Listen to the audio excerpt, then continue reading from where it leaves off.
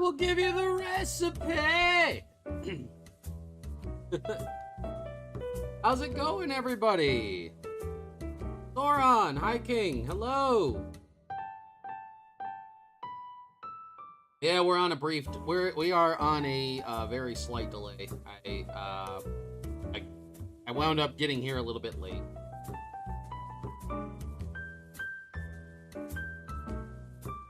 Whew, there I am. Hello, everyone.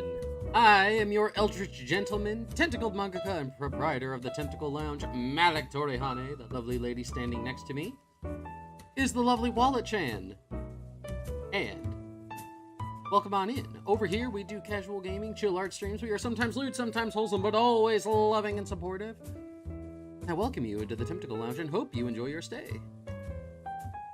Your YouTube drawing New Age, how come?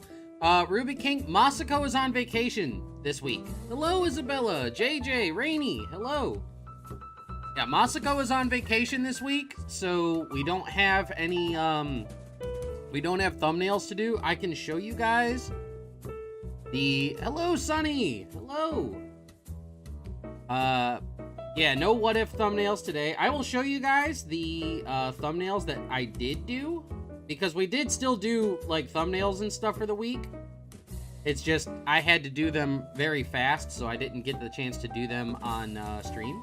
So I'll give you guys a quick preview of what you guys got, to look forward to.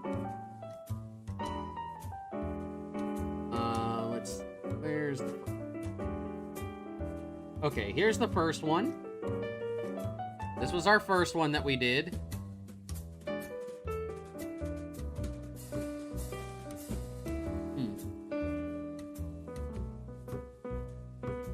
We had 21 and 21.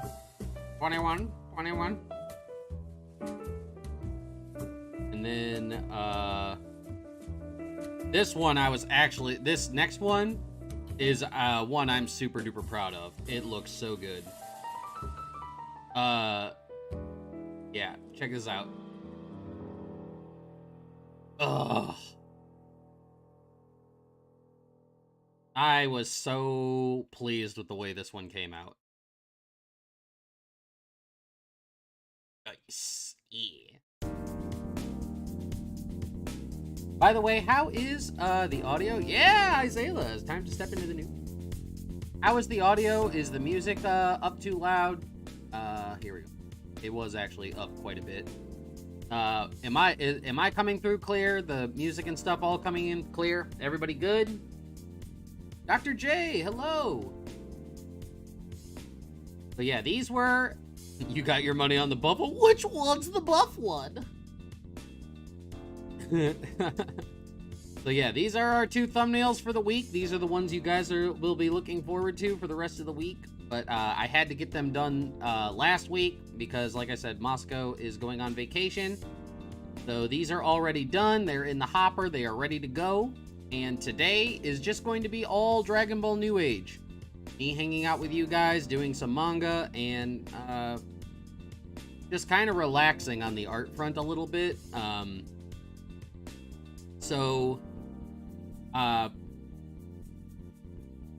Last night, I moved around a little too weird. I don't know what I did. I don't know when it happened. All I know is I moved and I pulled something in my lower back. So I'm sitting on a therapeutic cushion right now. I'm trying not to move around as much. You're on your vacation in Las Vegas. Hope you're doing. Came by to say hello. I appreciate that, Jay. How did I get good at art when it comes to the fundamentals? It sounds cliche, Sunny D, but it's all about fundamentals. Your fundamentals, it's all about practice. I've been doing this for a very, very long time. Hey, Ryan! But, yeah, my back is, feeling kind of rough, so we're just going to be taking it easy doing some Dragon Ball New Age today. We have a quick edit to make on one page, and then we're going to be doing, I think we'll get to the Elajan Saga by the end of the year. It's possible, because we're finishing up. We're doing all of Chapter 10 today. We've got 4 pages left to ink of chapter 10, and like we're deep in the heart of the fight with Rigor, and there's only a couple chapters left after this before the Elajan saga starts.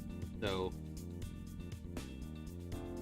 well, thank you, Sunny D. But yeah, practice everything. Practice and time make everything work. All right, so this was a page that we did last week. I have a quick edit I need to do to it, and then we can get on to regular stuff. As always, the chat and everything is open. If you become a member, you get access to exclusive emotes that we have for this channel. I can't remember if I put the commands in the description, so just in case I did not.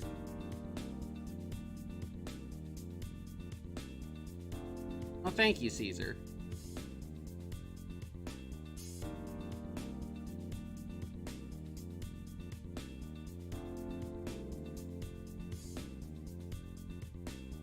Social. Oh. There you go. So there are the 4 commands that you guys yourself can use. Everybody has access to those. If you type those in, Throne will take you to my Throne gift list if you guys would like to, you know, just get me a little gift or whatever. Shop will take you to the Tentacle Shop, where you can find merch that has been designed by me. Socials will take you to my link tree, where you get all your pertinent links. And Ko-fi will take you to my Ko-fi shop, where you can buy commission. As soon as my Streamlabs or Stream Elements wants to work. Does it not want to work today?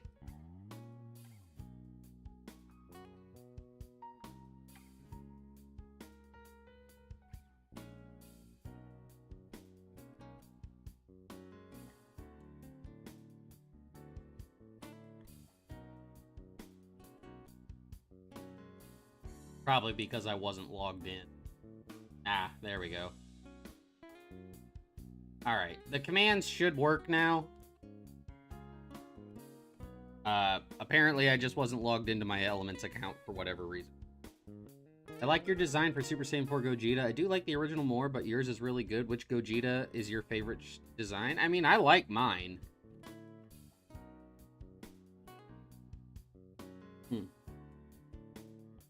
Also, if those commands continue not to work, you guys can always find the information in.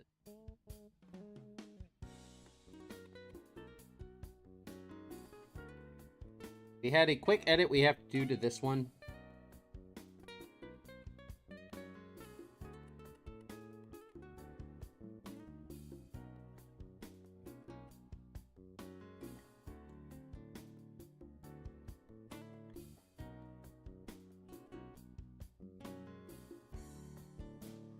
Nothing spectacular.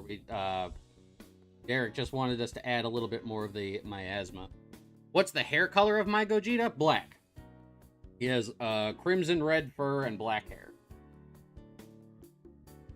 He actually looks like Gogeta. There we go. Oh no, actually there is something else I have to do. I just...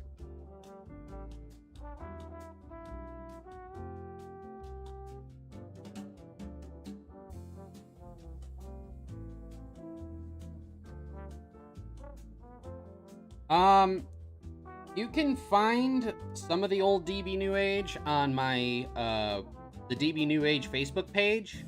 But, and like, you could look up some of like the videos and stuff. Jonathan, hello!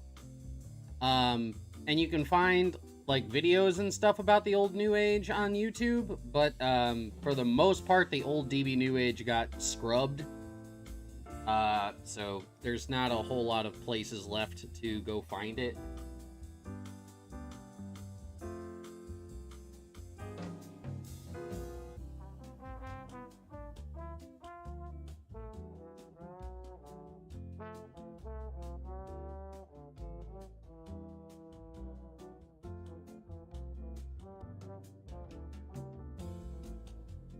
I think I had his... Yeah, that's the one.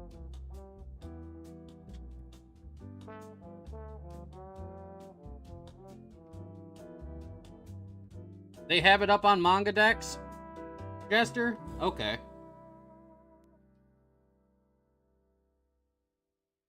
You uploaded most of the old one there? Oh, thank you, dude. I appreciate that. Thank you. Jester has been an archivist for Dragon Ball New Age for a very, very long time, and he is one of the people who helps me write the script. Your Gogeta is consistent with Super Saiyan 4, unlike OG. Yes. And people ask me why I did it that way. Well, let me show you guys something. Okay. So,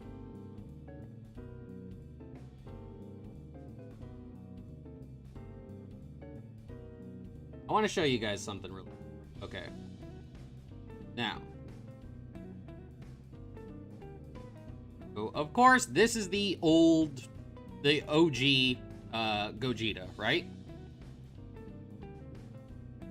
We are all familiar with this design.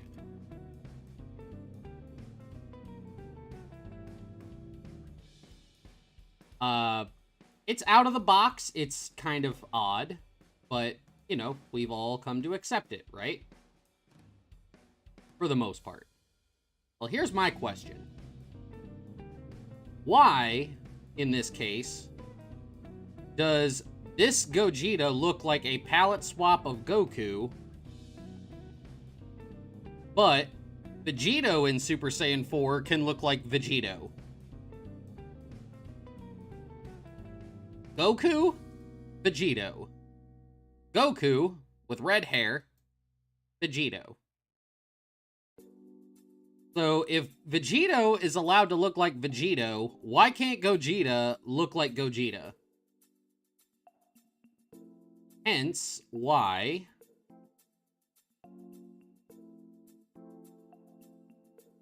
our Gogeta, except we added a more prominent Widow's Peak to him, our Gogeta looks like Gogeta. Not Goku. Goku, Gogeta. Goku, Gogeta.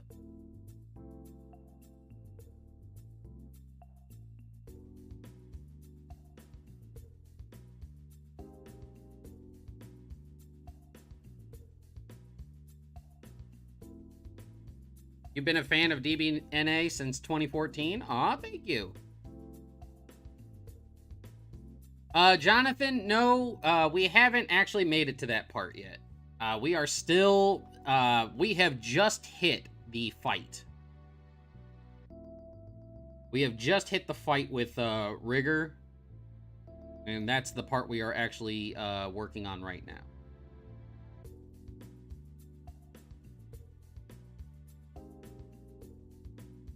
Fighting Rigor right now? No, it's not Goku, it's Gogeta.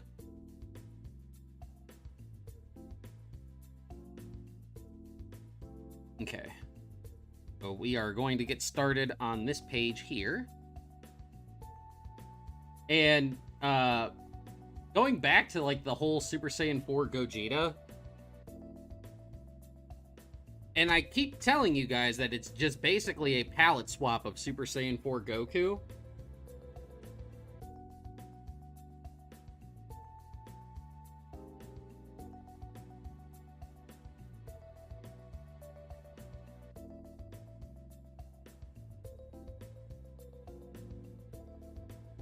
So,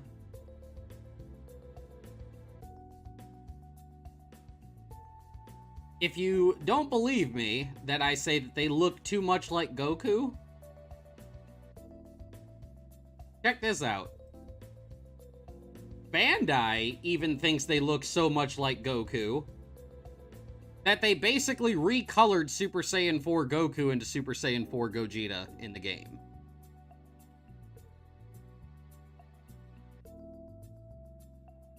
If that's not too much of an if that's not too much of an indictment of how much these two designs look too identical, I don't know what is.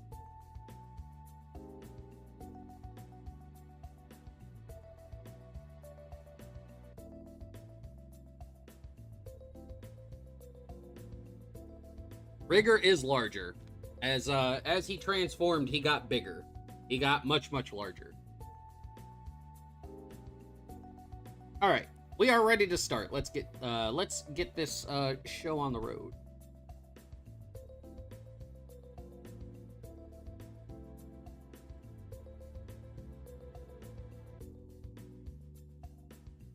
New layer.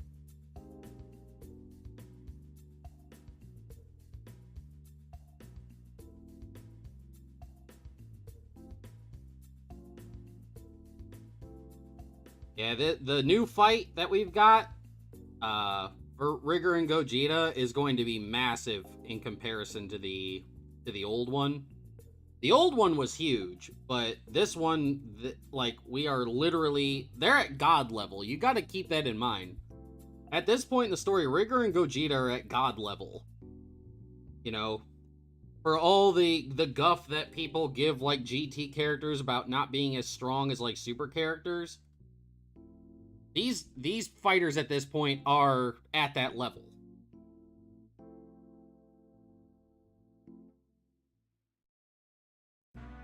I wrote this new version of DB New Age to, like, put each of the characters more in line power-wise with their DBS counterparts.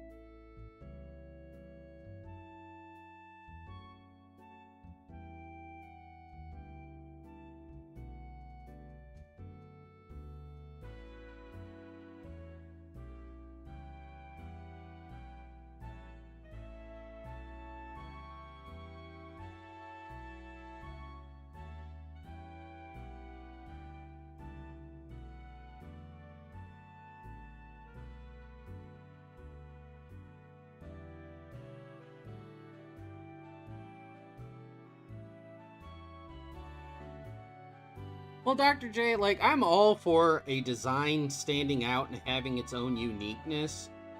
The problem with the red hair for Gogeta, in my opinion, is that it, like, doesn't have any, like...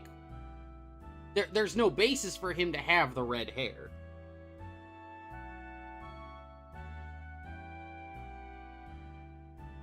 I never said Rigor could beat Beerus. I said he could give him a run for his money.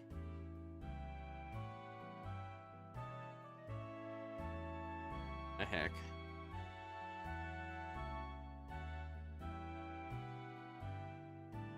Hold on a second, guys. My pen tablet disconnected again.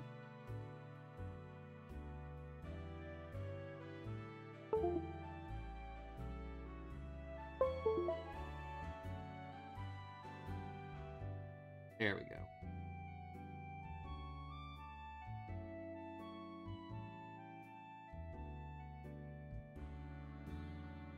There we go. I got my pen tablet back. Now we're good. Now we're good. Yeah, they're about equal once Rigor hits his max. I've talked about, like, in the small number scale, like, Gogeta at this point in time at his peak is like a high 9, low 10. Rigor at his very peak is like a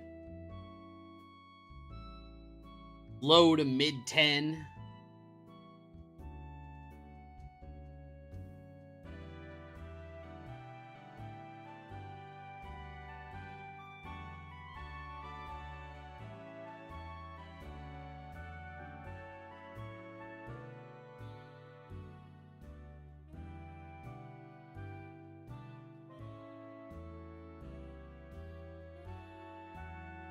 You know, and that would line up with, like, Beerus. Beerus is like a mid to high 10.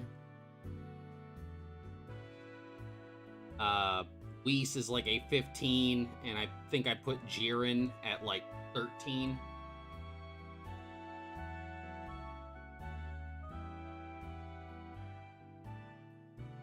Which goes to explain why in the Tournament of Power What If, why Rigor, even though he gave Jiren a run for his money there for a minute, he couldn't beat him.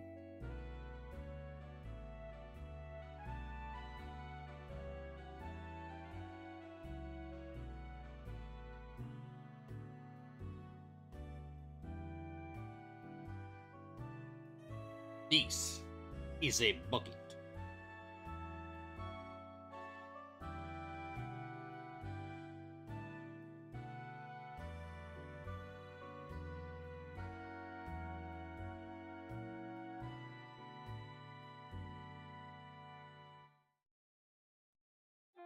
Okay, we...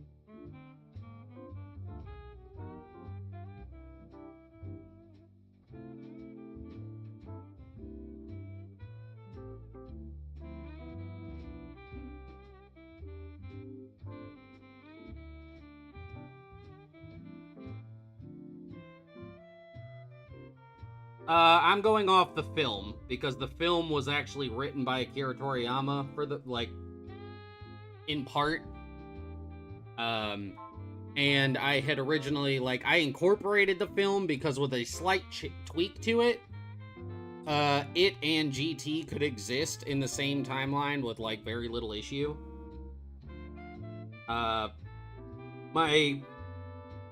My opinion regarding the rest of Super when it comes to Dragon Ball New Age is that the characters and locations all exist, the events do not. Which is something that will become readily apparent when we start the Elijah arc. Because I have a huge DBS cameo that's going to be taking place right at the start of that arc.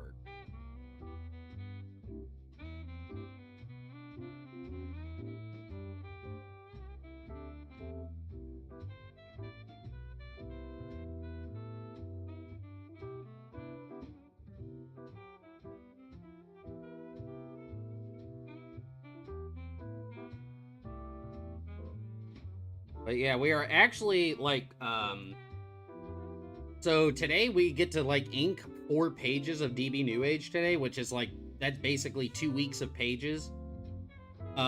Which means next week, me and my scripters, well, this coming week, me and my scripters are going to start, scripting out Chapter 12. Because we already have Chapter 11 is already written and revised and ready to go.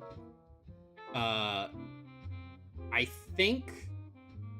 Let's see. Matter of fact, let me pull up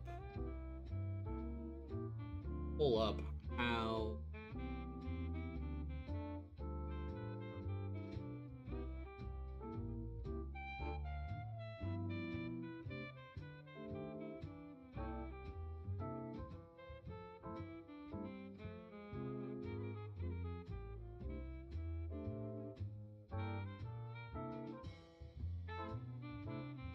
Okay, so the next chapter is when Rigor and Gogeta start, like,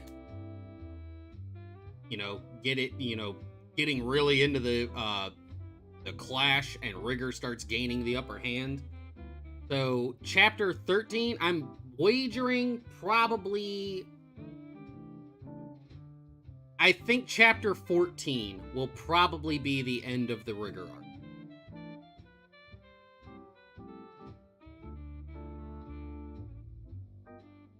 It all depends on how far ahead we get when we do Chapter 13.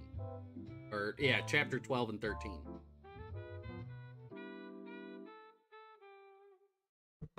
But I think 13 will probably be the end of the arc. There's a possibility that we can get to that part, the Elijah arc by the end of the year. Especially if, like, maybe if I take one of the days when I'm supposed to be, like, doing just, like, my free artwork and just work on Dragon Ball New Age, which is probably something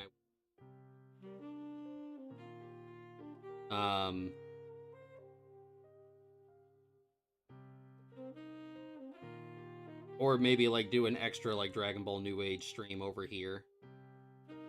I try to keep my Dragon Ball content over here because this is where you guys are. You know, this channel is, like, you know, it's not just my VTuber channel. This channel was primarily, like, funded, quote-unquote, by my Dragon Ball content. So I try to keep my Dragon Ball stuff over here for you guys now.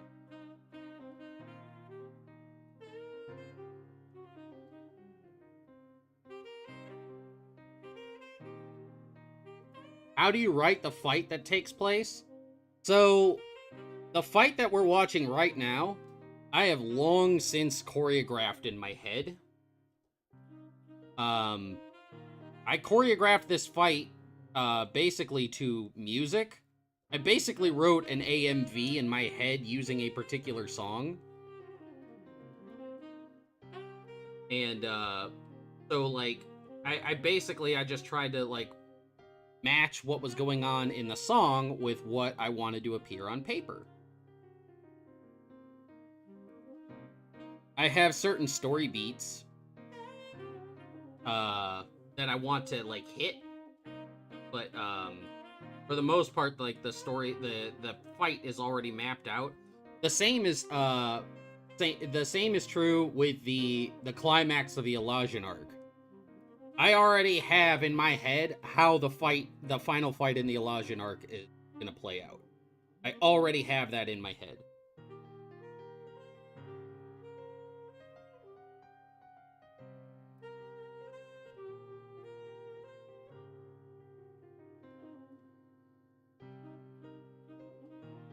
Now,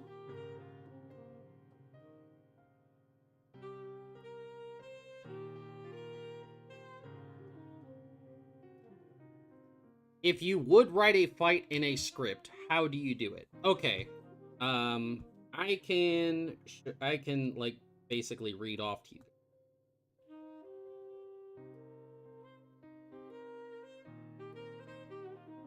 All right, so for chapter 11, we'll go by. All right. So basically, what I do is I have certain things that I want to happen in the fight, and I'll type that stuff out. But for like all the fill in, I leave it purposely vague to give myself a lot more wiggle room when I'm actually doing the art. So this is how we open into the fight of Rigor and Gogeta in chapter 11. This is how I have it written. Ba-boom, a collision. Ba-boom, another. Fists clash, teeth grit. Blows are dodged. Gogeta and Rigor are going back and forth. Rigor is much closer in terms of power than he was before. Gogeta seemingly still holds the advantage. We'll skip down a little bit. Gogeta narrowly avoids one of Rigor's massive incoming fists, but can't avoid the follow-up back fist that knocks him to the ground. Gogeta lands on his feet easily. He's a little off balance, but not hurt. Rigor lands several yards in front of him, breathing heavily. His aura continues to bubble like boiling water. Okay, so while it's descriptive, it's still also vague. I'm not, like, giving out a ton of detail, just all the necessary detail that needs to be put when I start drawing it. Rigor's aura needs to look like bubbling water. There's shockwaves. You know, Gogeta is able to dodge blows and stuff like that. That's all stuff that, like, needs to be represented, so that's what we focus on.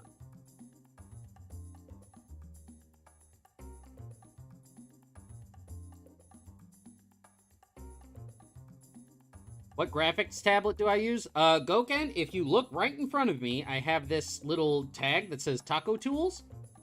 That shows the tools that I particularly use. The art program that I use is Metabang, and the tablet I'm using is an XP Pen Artist 22E Pro. Is Rigor evil? No, he is not. He does bad things, but he's not outwardly evil. This is not like the Rigor of old who, like, just to get Vegeta's attention, he wiped out half of West City. This isn't that Rigor anymore. In fact, this Rigor has given, like, the heroes of Earth, he's given them so many opportunities just to leave and get out of his way because all he wants is Vegeta. His fight is with Vegeta, nobody else.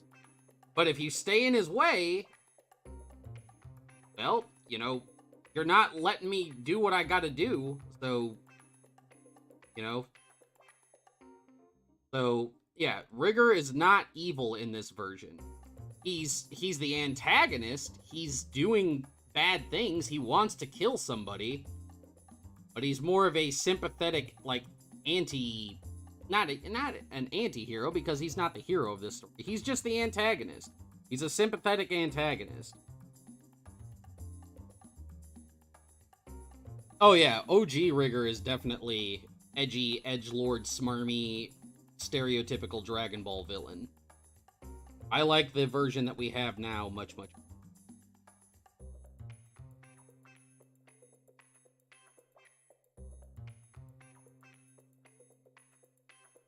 Yeah, he's not out to conquer the world. He's not out to become a god and destroy everything. He's not out to be the ruler of everything. Just wants Gogeta. I mean, he just wants Vegeta. That's all he wants. He wants Vegeta and get out of his way so that he can do his business and nobody else has to get hurt. He's only got one person he wants to hurt, so quit getting in his way. That's all he wants.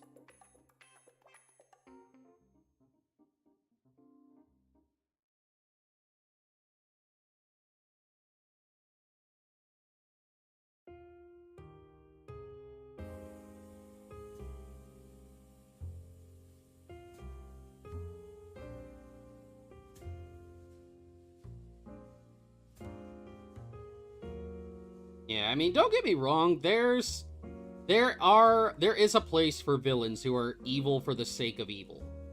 Elijah, for example, is literally evil itself. Literally all evil and darkness itself. That is what Elijah is.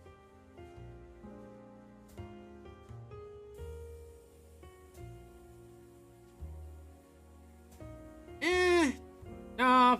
Steppenwolf is actually intentionally evil. Steppenwolf does things not just because he's got a goal in mind, but because he's also just a bad person. Rigor's just led a very, very hard life.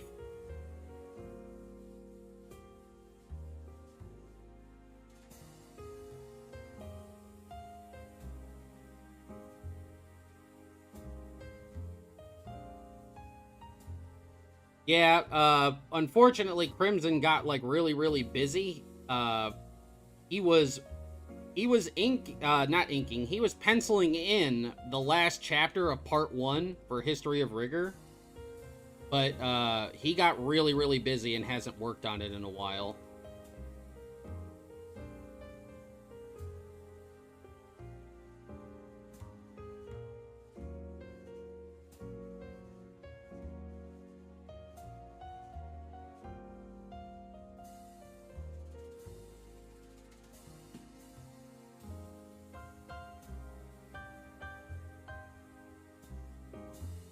Well, I mean, Darkseid has children. Plenty of villains have kids.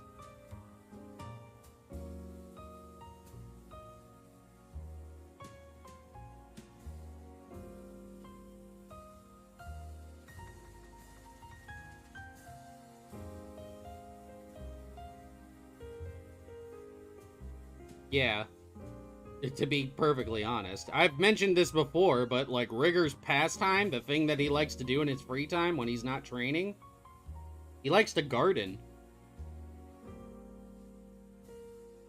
Gardening is what Rigor does in his free time. When we actually get to go back to Rigor's planet, the planet that he and Sapari live on, we're actually going to see Rigor's home. Unlike in the old version where he was basically staying in that giant palace, that's not the way that it works in the new version. We're actually going to see Rigor's home in the new one, where he and Sapari live.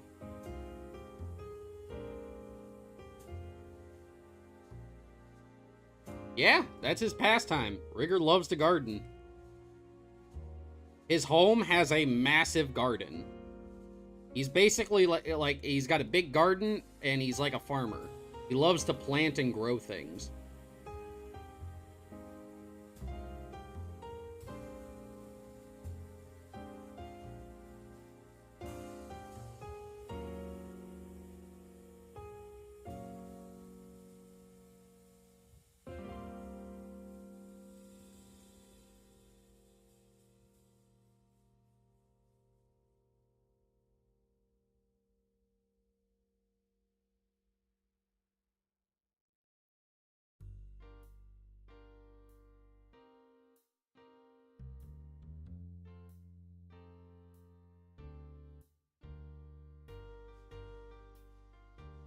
Sort of like Goku, just not forced to be a farmer. Yeah, basically. Whereas Goku, like, only wants to train and kind of does farming because he has to. Rigor trains, but he gardens because he finds pleasure and solace in it.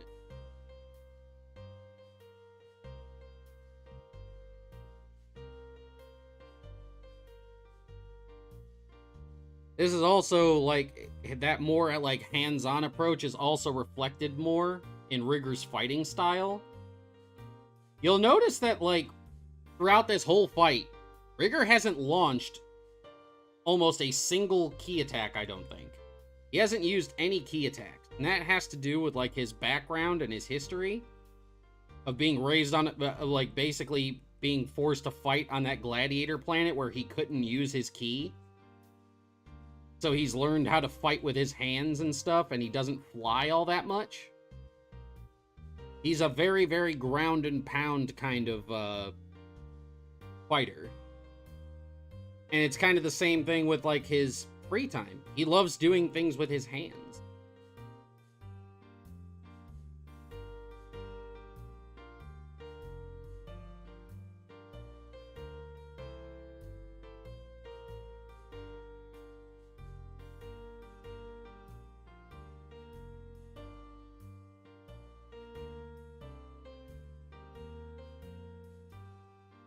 What is Rigor's favorite food? I mean, he's a Saiyan, so, like, any food basically can be his favorite.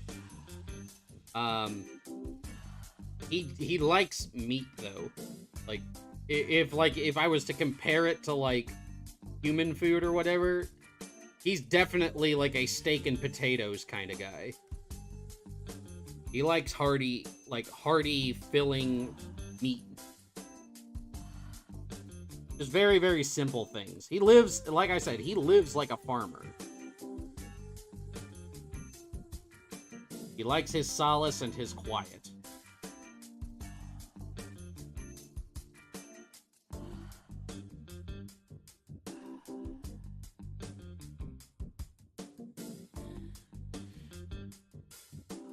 Or the flowers.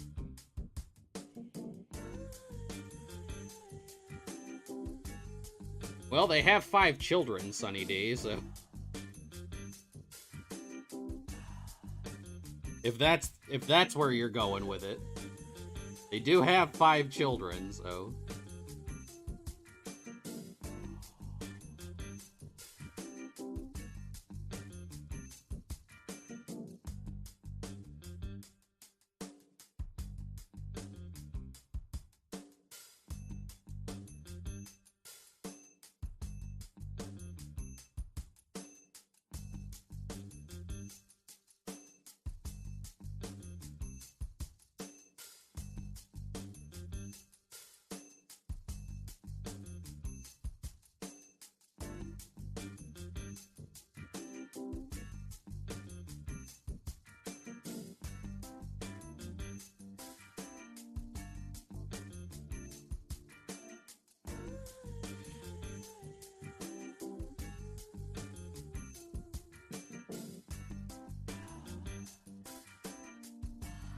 Yeah, a lot of, like, what's happened in Super has caused me to, like, rethink what I'm going to be doing.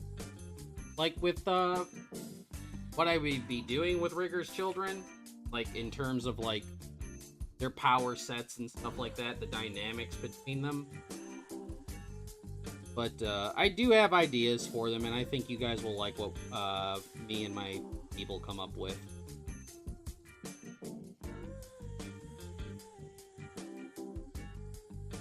That's what I was saying, Blue Dew. Serrano's, like, transformations are going to be different. But yeah, no, please do not talk about the movie. The movie is not out yet, so please avoid the spoiler talk in the chat.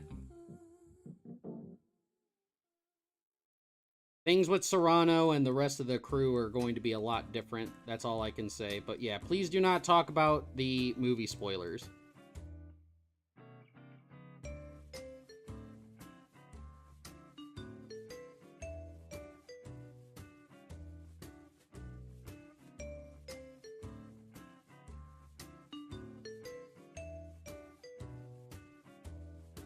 I have to move. I removed that comment just because I don't want, like, spoilers. I mean, I know it's going to be on the playback, but just in case people go back through the messages. So I'm only deleting it because of the spoilers, Blue Do. Does Rigor's children have the same potential as he does? I can't talk about that because those are potential spoilers.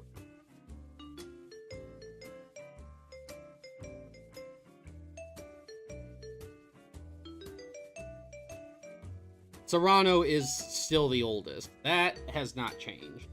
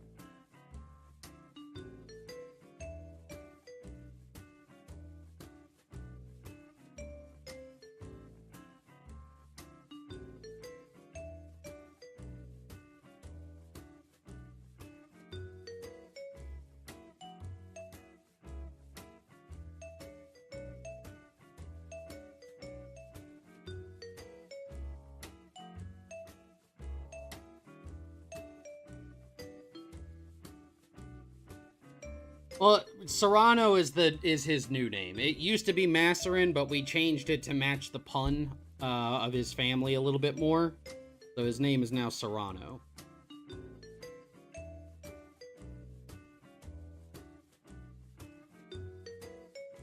I just like regular Eisen anims, to be honest. Just regular old Eisen.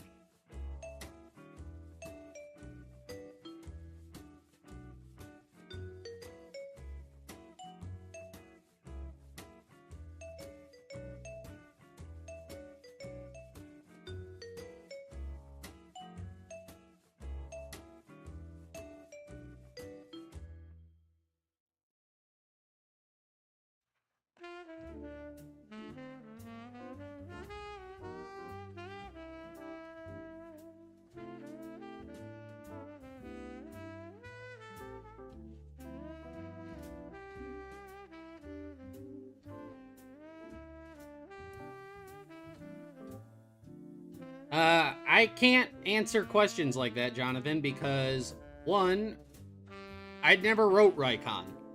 Raikon is not my character, so I can't say how strong he is.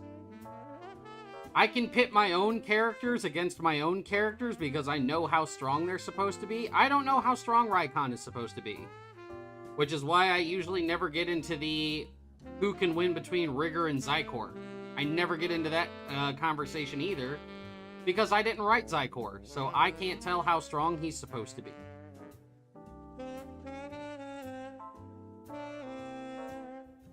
It was the same pun, Ruby King, it's just we changed it so that it better fit the pun.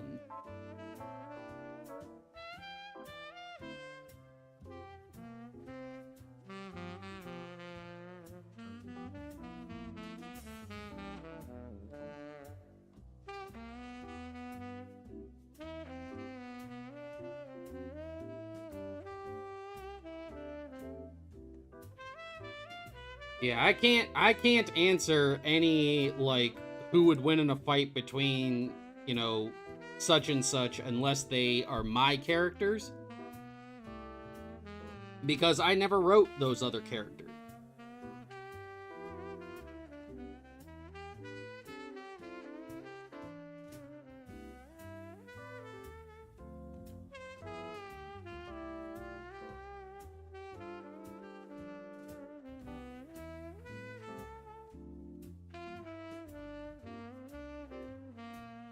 Well, considering MUI Goku in the Tournament of Power was able to beat up on Jiren, and in the Tournament of Power, what if Jiren beat Rigor? I would have to assume Ultra Instinct.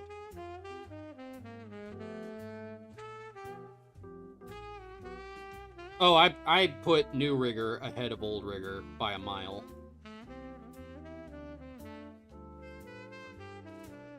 Not just in terms of storytelling, but in terms of power.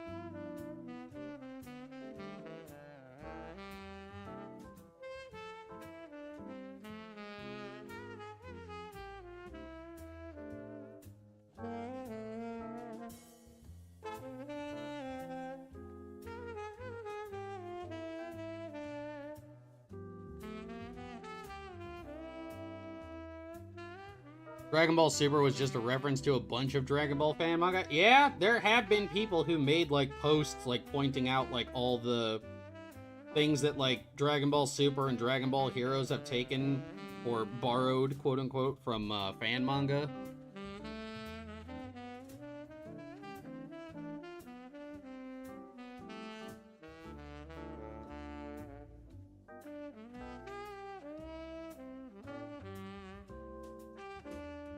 Rigor beat Evolution Blue Vegeta? Well, he kind of has to, because Evolution Blue Vegeta doesn't exist.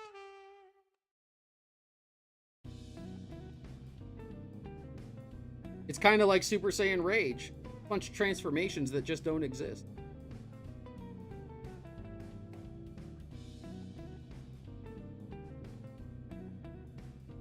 How strong do you imagine New Age Goku to be in comparison to DBS? I mentioned earlier that when it came to writing the power scaling for this particular version of events, I basically put everybody almost on, just about on par with their Dragon Ball Super counterparts. In fact, in this version of the story, Goku and Vegeta did get to train with Whis for a little bit, but they never completed their god training, which is why neither of them can become a god.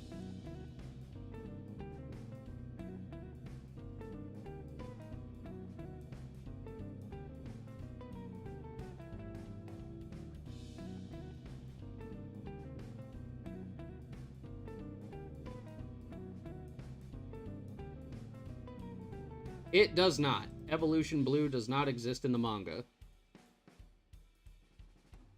Evolution Blue is a anime only, and I don't follow the anime. I barely follow the manga. The Tournament of Power What If? It is not out available yet.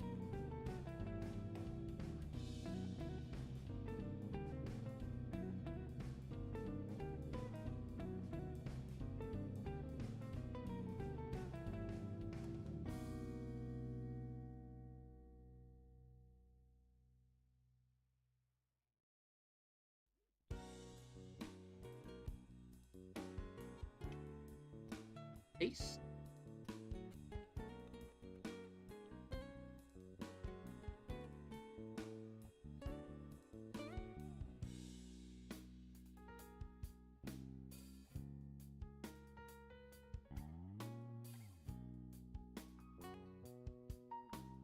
Are going to shrink it down just a little bit.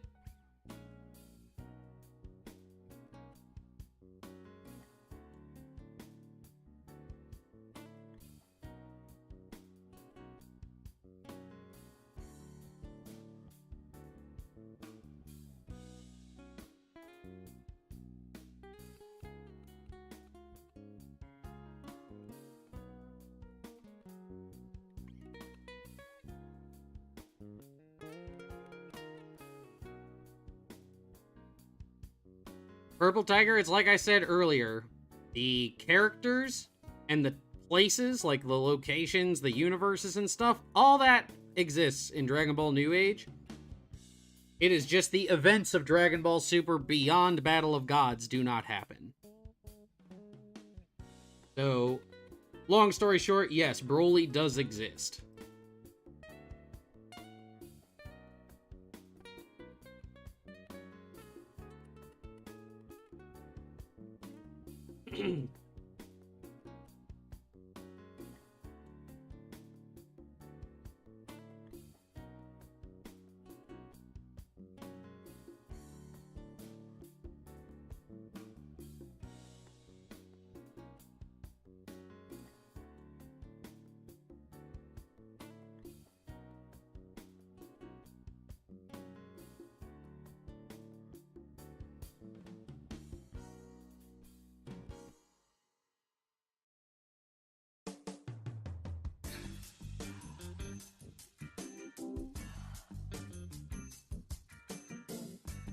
Yeah, it makes things a lot faster when I have these pre-renders done.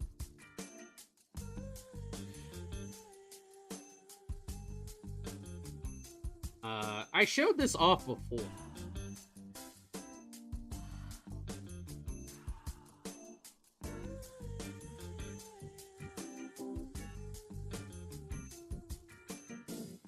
So yeah, here's the cover for the Tournament of Power What If. The angriest against the strongest. And this chapter is basically all it is going to be is just going to be the fight between Gogeta and Rigor and Jiren. And then like in terms of the anime, this is the Universe 7 lineup with Rigor added.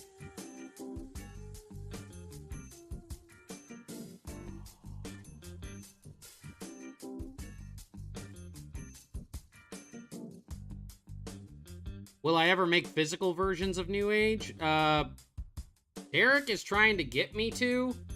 I'm just very, very cautious about it because it is something that can get me in a lot of hot water.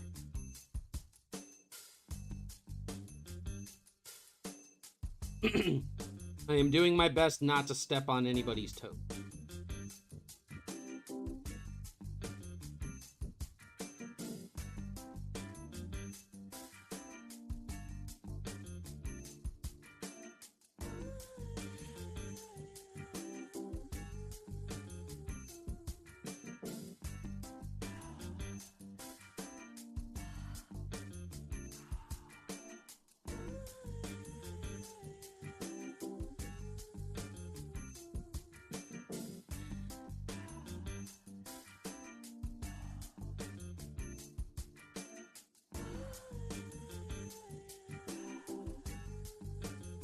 Never knew I did a what if about him. I have it written, I just haven't drawn it yet.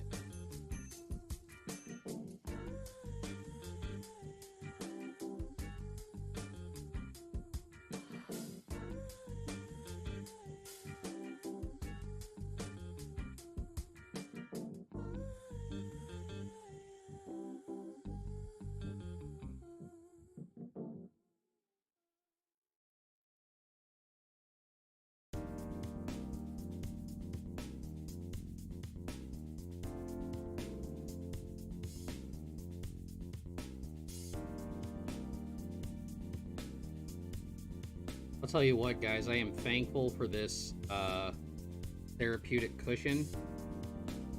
I am pretty sure that if I was sitting on this chair normally, my back would be in so much pain, I don't know if I'd be able to.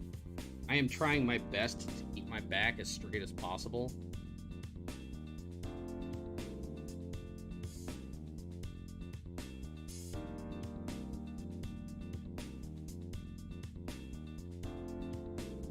Don't ever get old, kids. It sucks.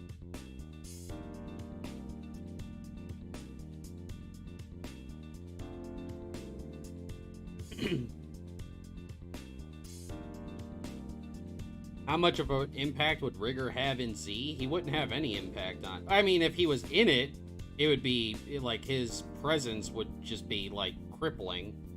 Which is why I don't, like, attempt to write him into Z.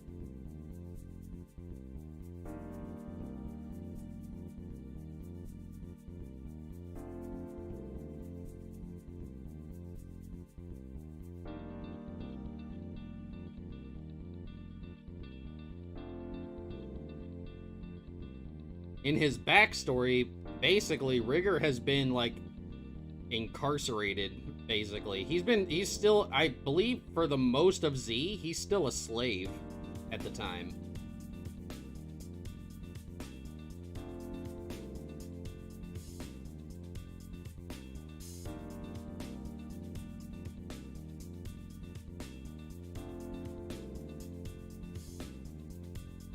Oh, Isabella, you're still young. You're still young.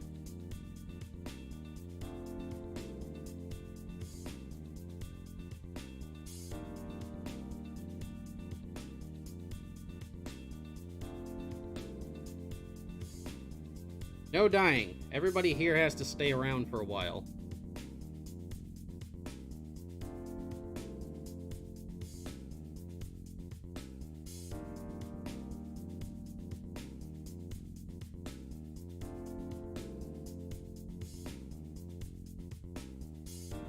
Yeah, Rigor has spent most of his life enslaved as a gladiator, so he wouldn't have had a whole lot of impact in Z because he wasn't able to be around for any of it. It's not like where, like,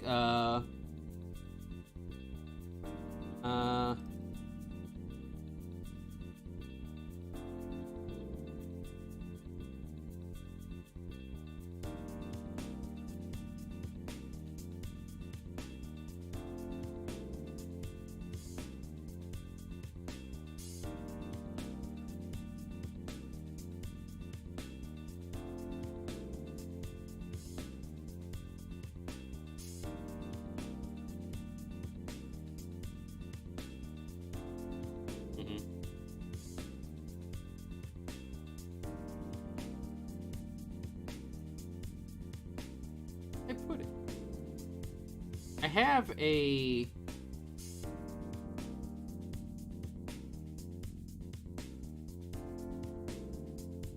Sonny, I have mentioned before that when it comes to Dragon Ball New Age, I don't want to do what Super is doing, which is basically what new transformation to Goku and Vegeta get this arc. That's not what this series is going to be about. Ah, here it is. I found it. There we go. This is a picture that I still have yet to finish, but this is basically teenage Rigor as a gladiator. So this is something that I still have to finish. And this thing that Rigor has around his neck is actually why he has all those scars on his neck.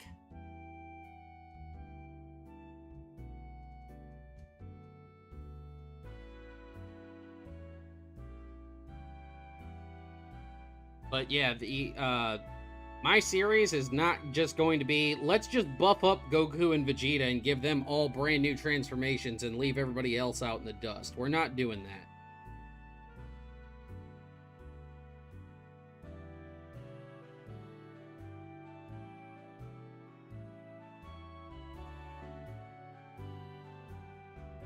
What were my inspirations for Blood Rider and my Big Sisters Are Monsters? My Big Sisters Are Monsters was very clearly inspired by, like, Monster Girl series, like, Monster Musume, and, Interviews with Monster Girls, and a couple of other ones, and stuff like that. It's, and Kobayashi's Dragon Maid.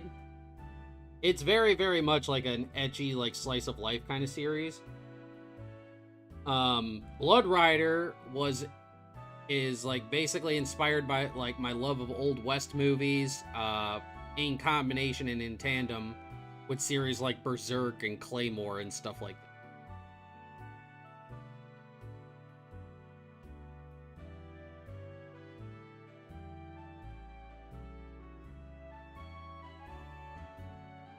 No, I like, one thing that I try not to do, Jonathan, like, the whole what if Raditz turned good thing, I mean, people have done fan art of it. There's a fan art piece of, what if Raditz, the Raditz turned good timeline and the DB New Age timeline. There is a fan art of it.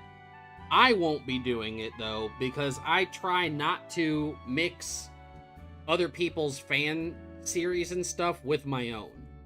That's why, like, you'll never see me, like, mention multiverse in Dragon Ball New Age or anything like that. I won't mention anything like that because those properties belong to other people. And yes, Masako is my friend and I work with him and stuff like that, but I'm not going to take his series and incorporate it into... I don't do that.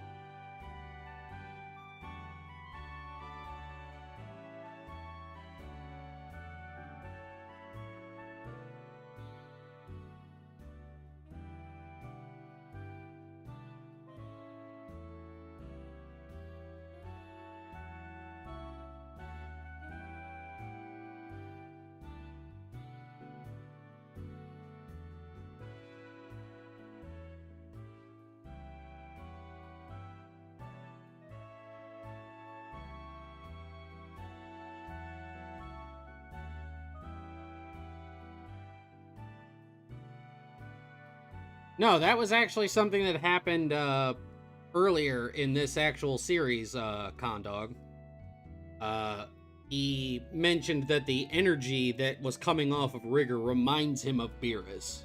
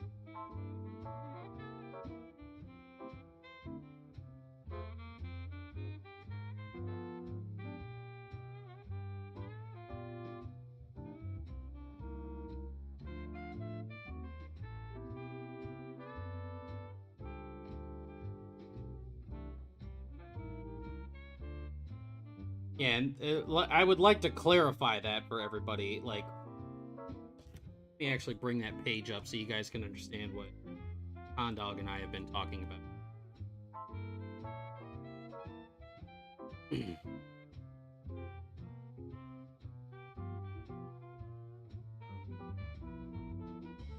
Eight?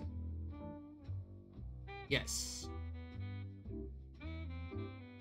But right here.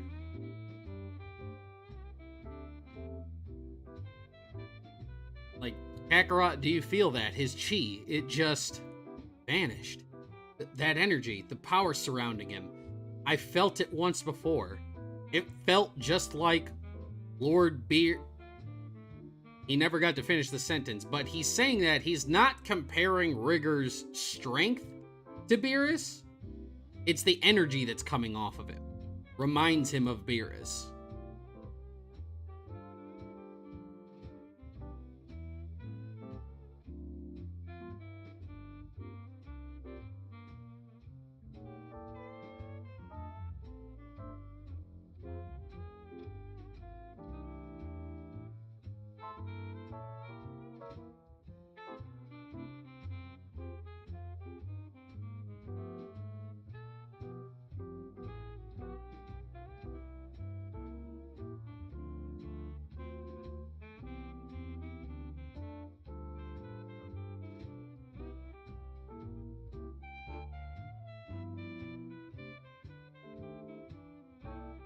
Yeah, basically the pressure coming off of him. So do the other universes? Yes, they do, Walnut. I said before that the characters and locations from Super exist. It's just the events of Super do not take place.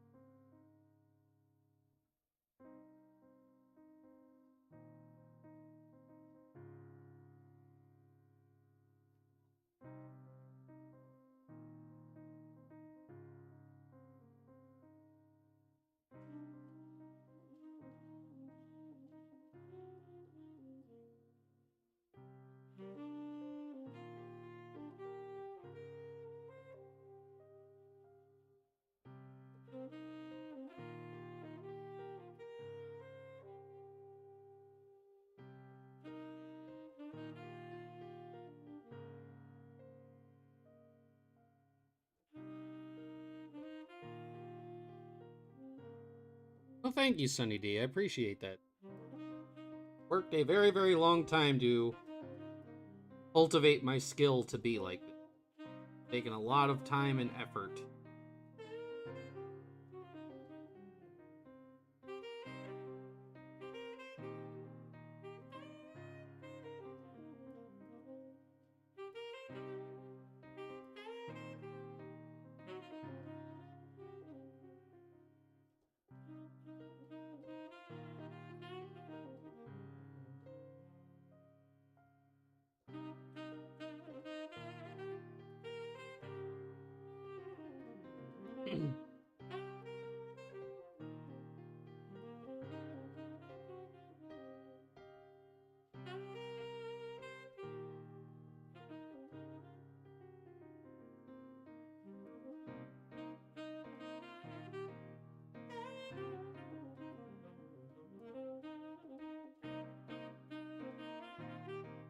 Friend to me wrote a crossover with Matsuko's stories about Raditz, Snap, and Gine.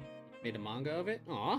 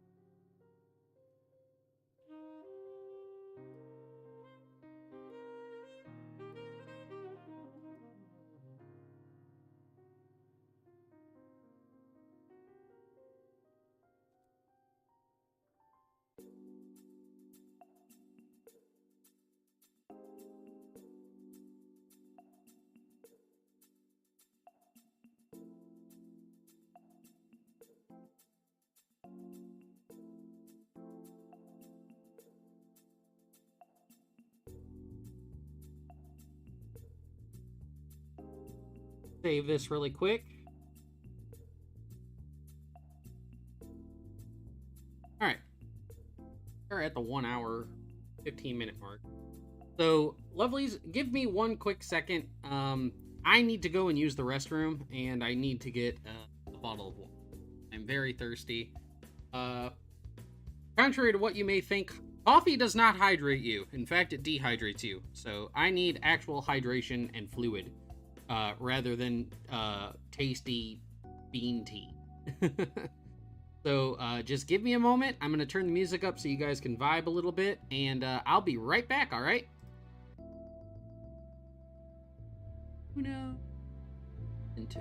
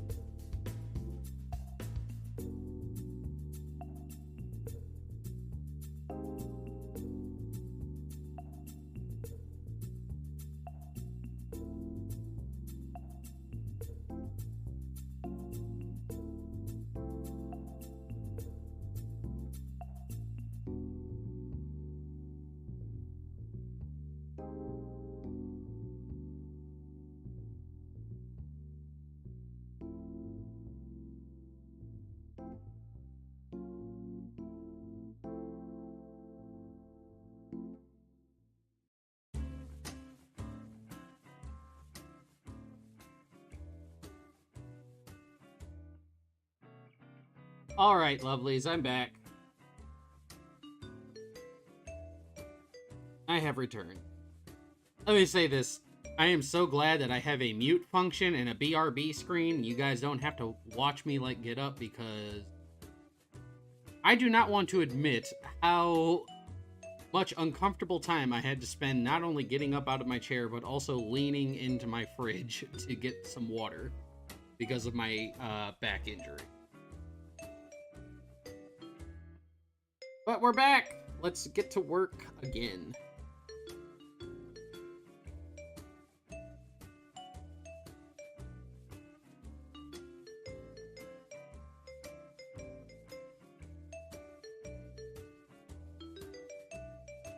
I am an old man. How many times do I have to teach you this lesson?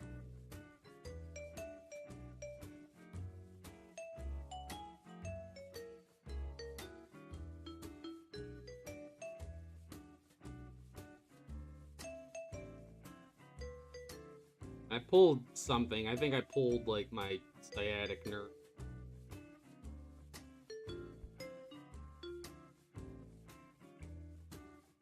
I deserve a massage. Massage with that. I do also need to make an appointment with chiropractor. Get myself all busted in.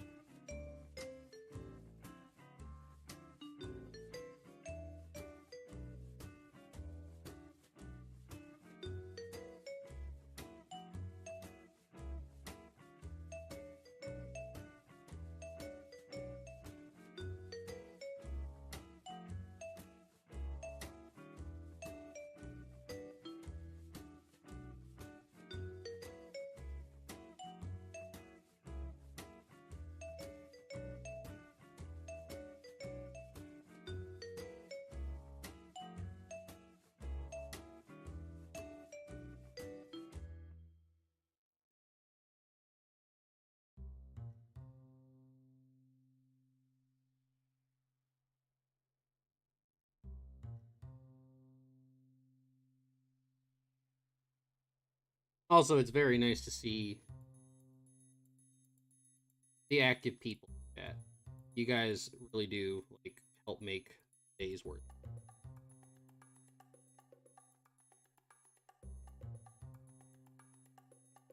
Just found out it's National Girlfriend Day. Can you draw me a woman so I'm not lonely? I mean, I've done that a lot. I have a lot of pictures of lovely ladies out on the interwebs.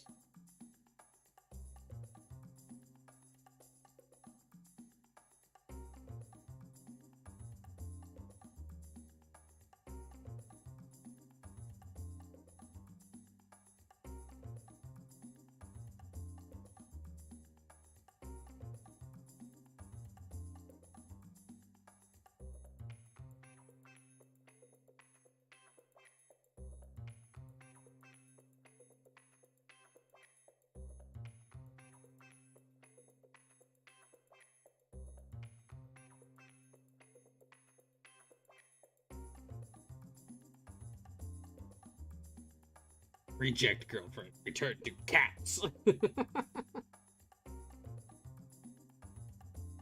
I wish I had. Sadly, I need to be able to take care of myself properly before I can think about introducing another living creature into my life.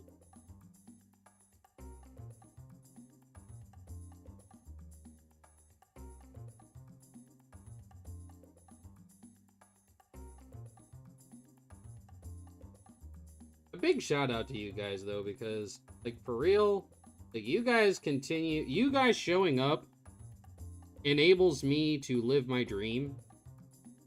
I wouldn't be able to do what I do today without you guys.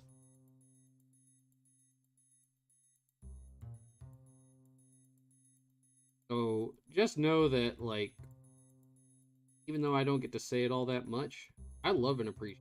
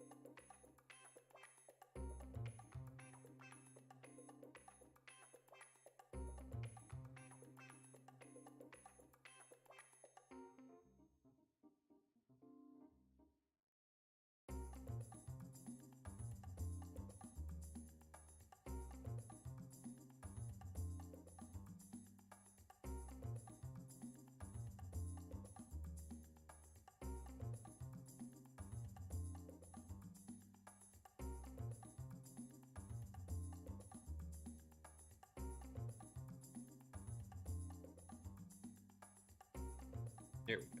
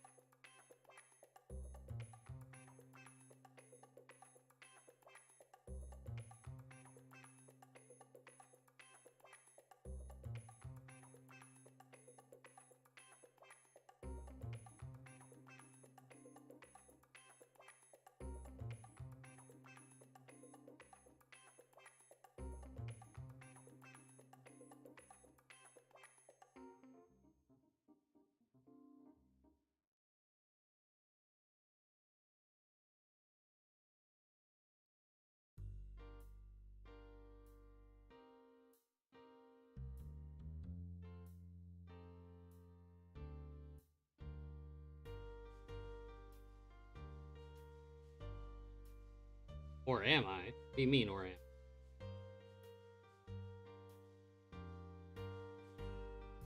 You're the one who said you were that you were lonely. I never said I was.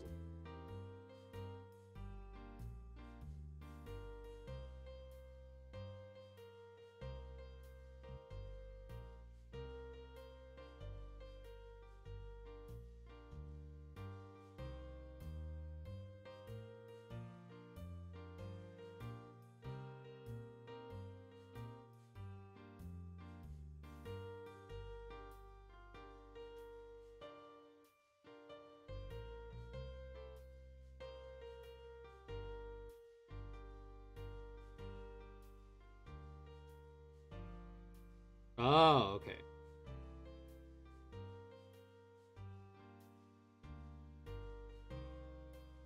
You are not here. Where are you? Rainy, are you a paradox? Are you a Schrodinger's mod? Everywhere yet nowhere?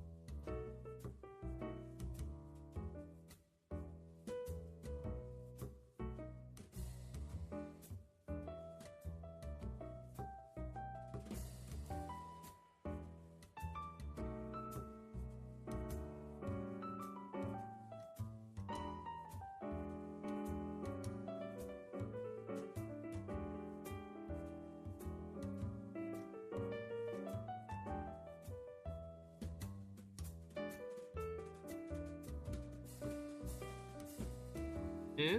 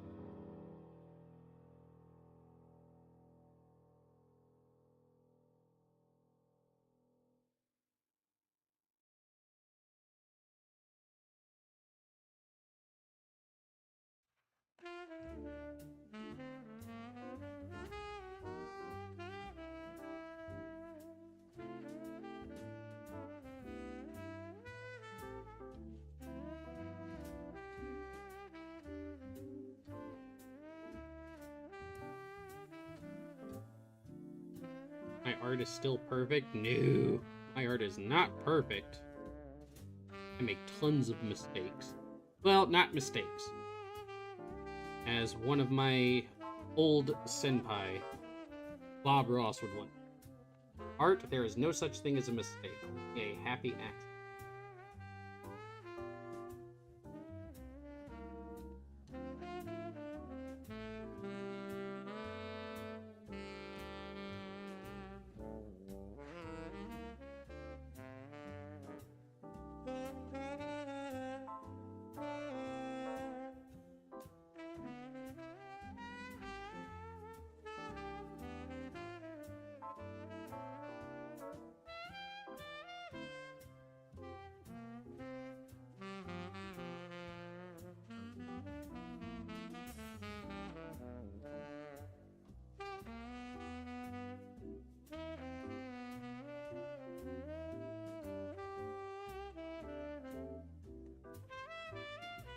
Yeah, there's people who do that. People who have no tact.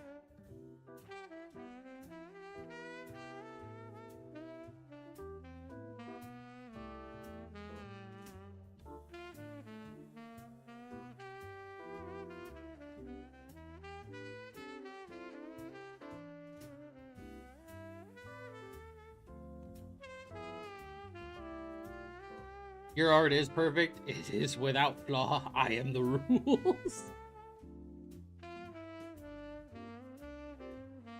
Rainy does have pretty. If you guys haven't seen it, you guys need to check it out. He's actually doing a series called Caliburn.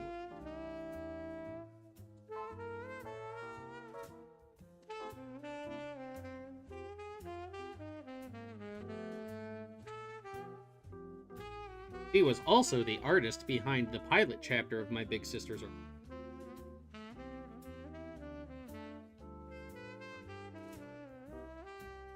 Here.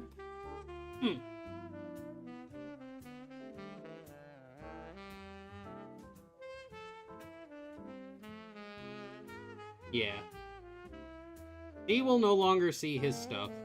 He is not important.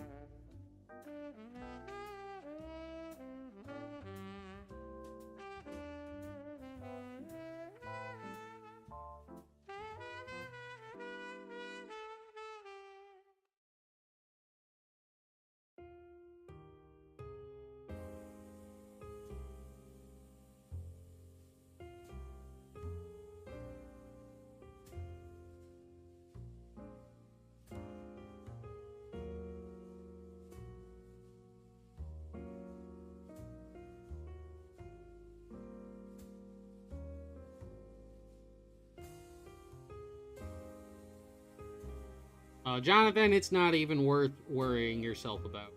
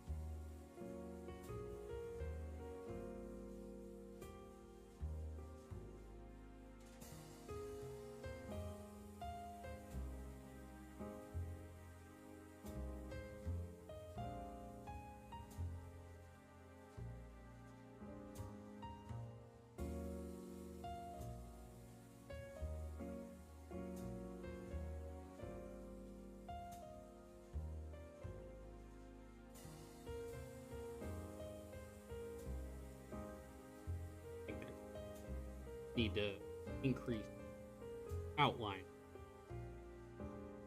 There we go.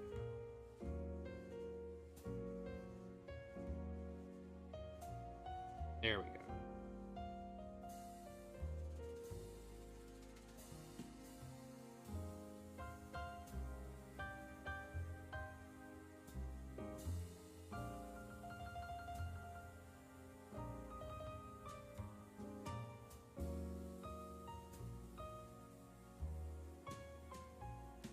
Now we're gonna put zoom on high rate.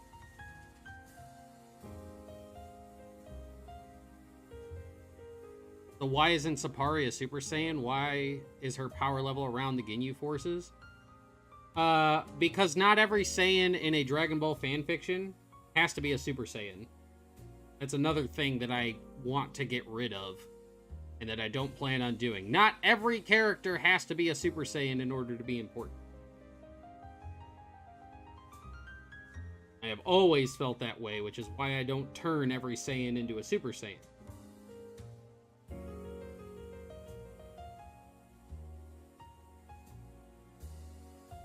Super Saiyan should only be something that you give a character when it furthers their plot.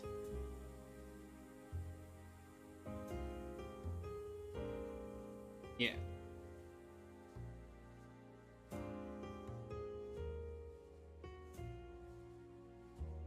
I don't want Super Saiyan to be something that you do because you're just like, oh, well, it's a Saiyan, so they have to be a Super Saiyan. No, I don't like doing that.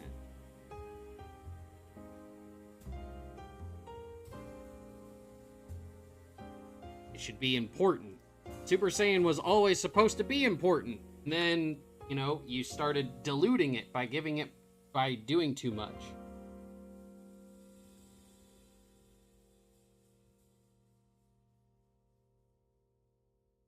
I want to make transformations special again. When a transformation happens, I want it to be impactful.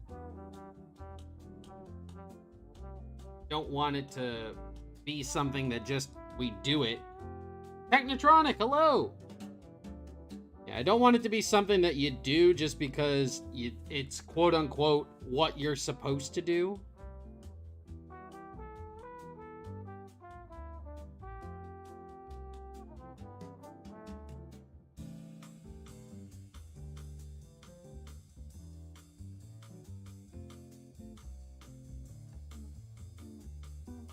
Well, people have wanted me to turn Sapari into a Super Saiyan, but I don't want that for her. So, here's my philosophy when it comes to Super Saiyan.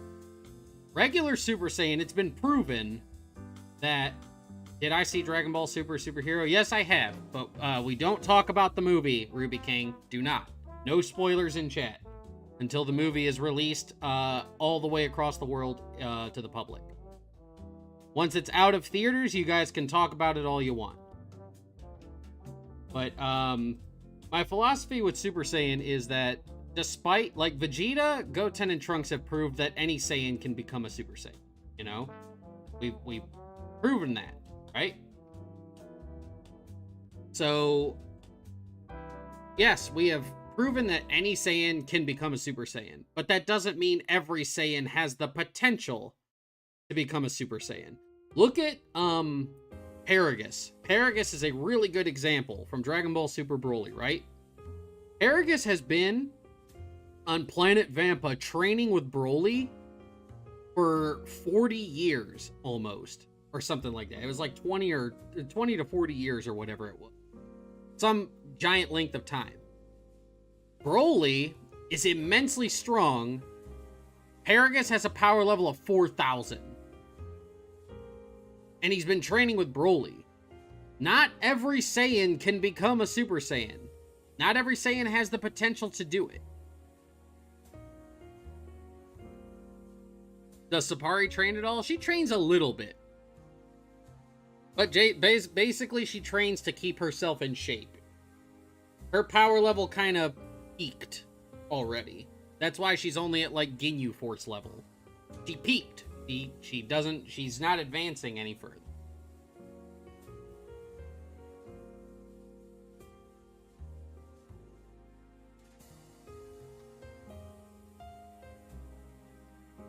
Ist Zuctoloi, East one.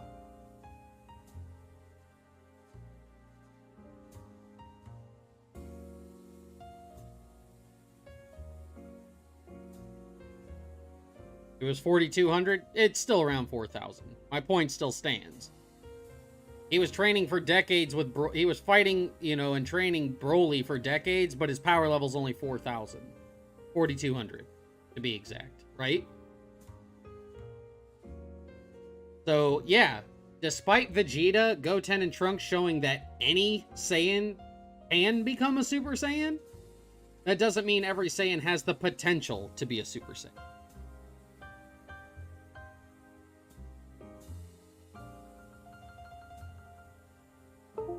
Yes, her being Ginyu Force level is still massively impressive considering what Saiyans usually were at. I've talked about this before, about like the universal averages and what power levels actually are in Dragon Ball, rather than what people think they are.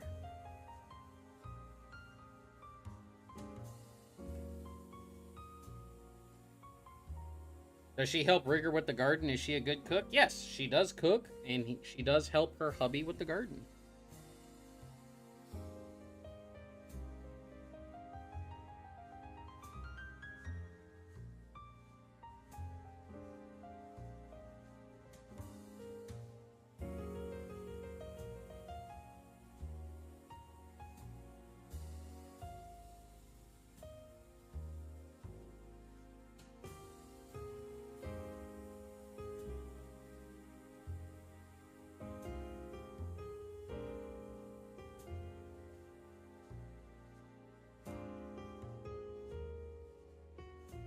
Yeah, Sapari is basically a wife and a mom.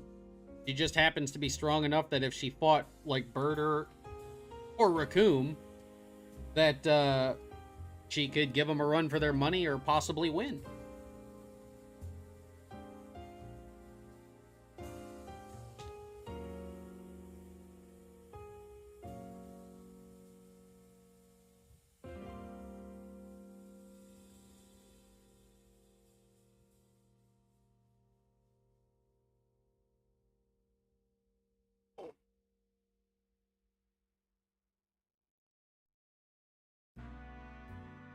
Oh, give me a second, guy. Ow.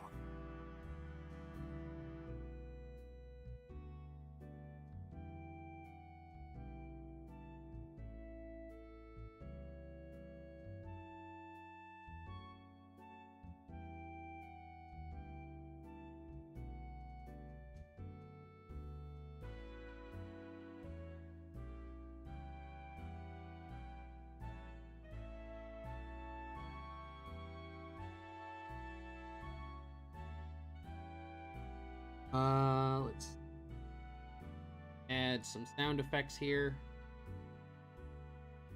I was rubbing icy hot on my bed. Apologize for having to take a quick break. Stop for a second. Back. My back is bothering me real bad. Real bad.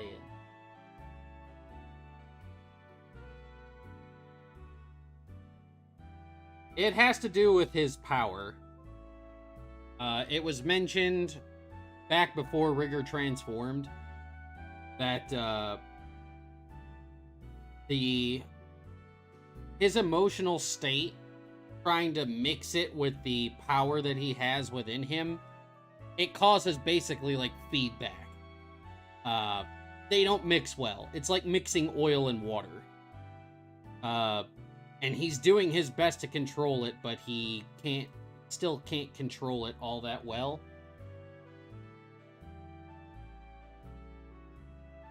And the more he loses his temper, and the less in control he is, the more his eyes start to change. It makes him stronger, but it ruins his mental state.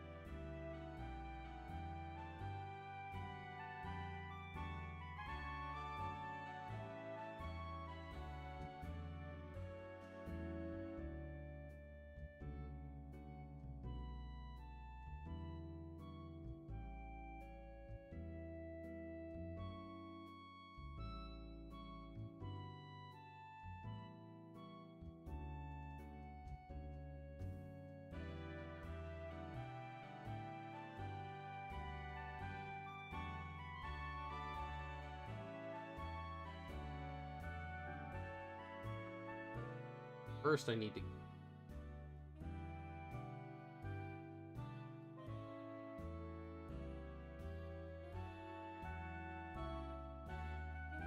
more big power.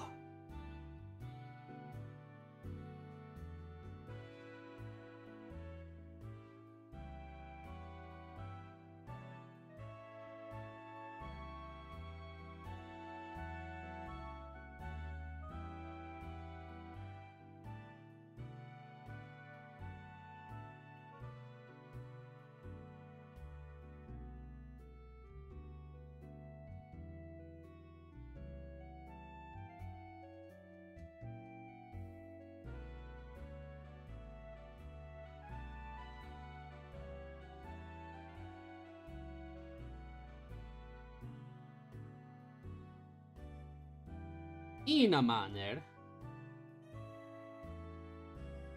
There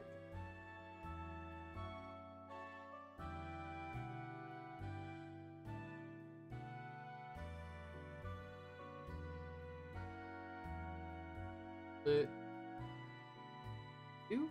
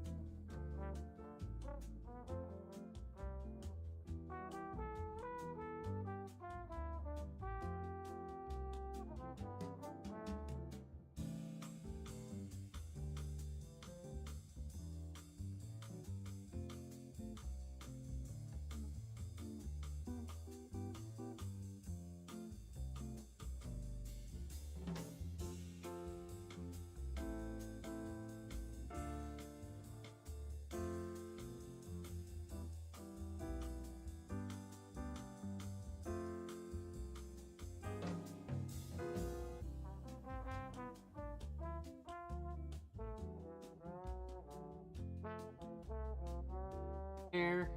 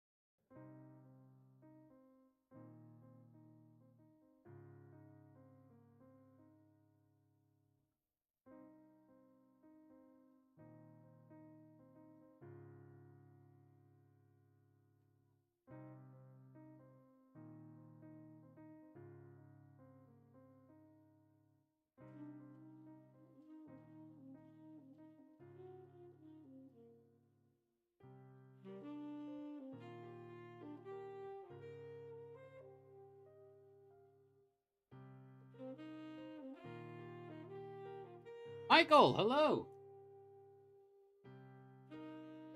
Yeah, this fight's gonna be intense. And we are not going to focus it all in just this wasteland. The fight is gonna go a lot of places.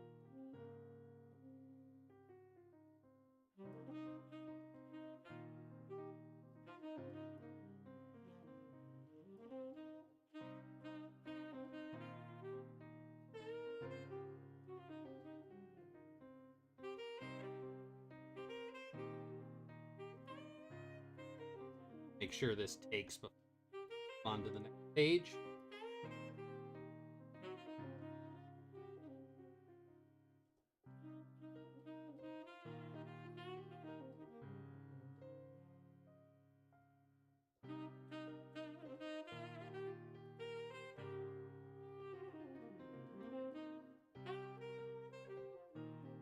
Oh.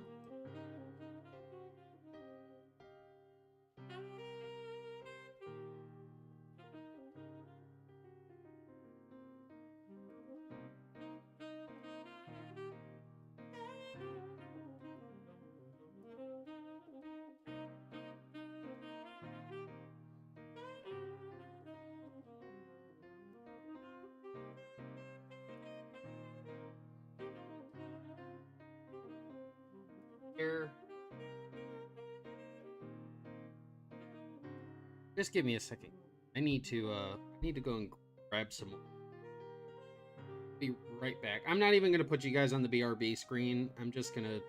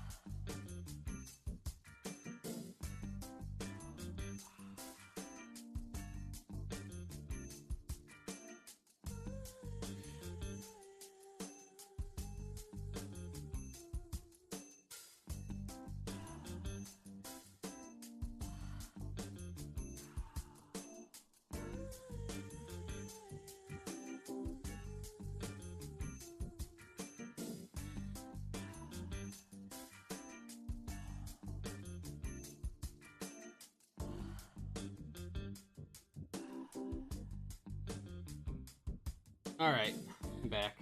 Sorry about that. We're at a convention this weekend, and now your feet hurt from all the walking and dancing. Aw. Hope your feet start feeling.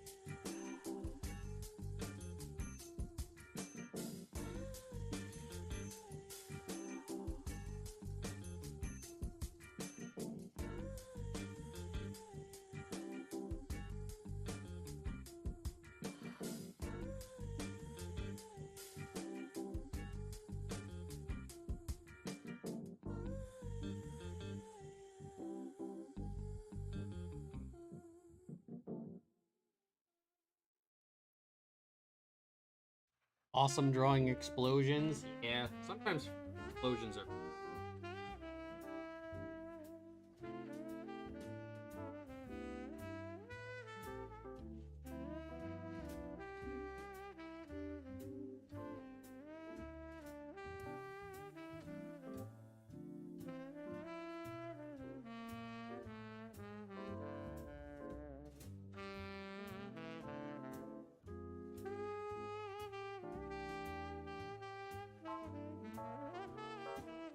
Actually, that actually picked up a new brush today. What it look?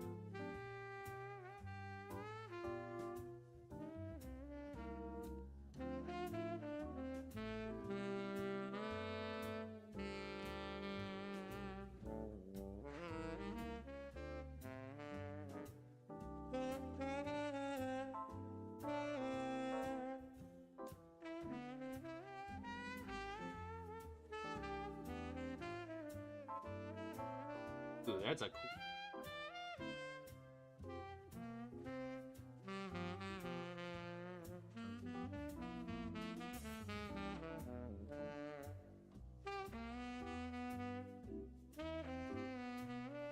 Oh, that's kind of cool.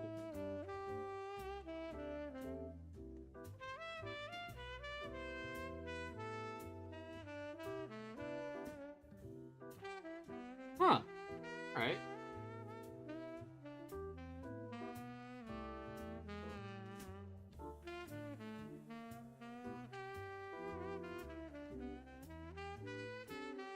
Huh. I just wanted to see what that looks like. I download new brushes and stuff. In case someone asked this before, but what do I think of Elijah? Well, I mean, I hoped I would like Elijah. I created him, so it'd be kind of awkward if I made a character that I actively don't like.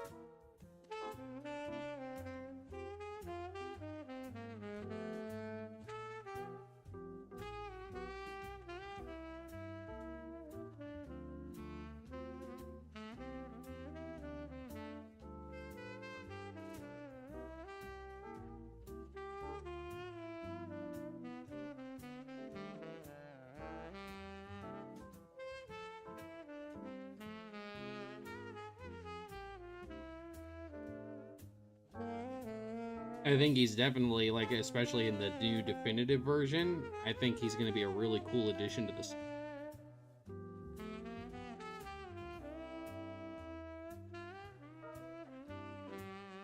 In his base form, he is 6'10".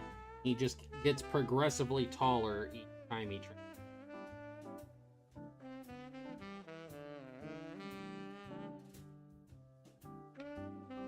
No, Techno, I created Elijah. I'm not just the artist of Dragon Ball New Age, I created it.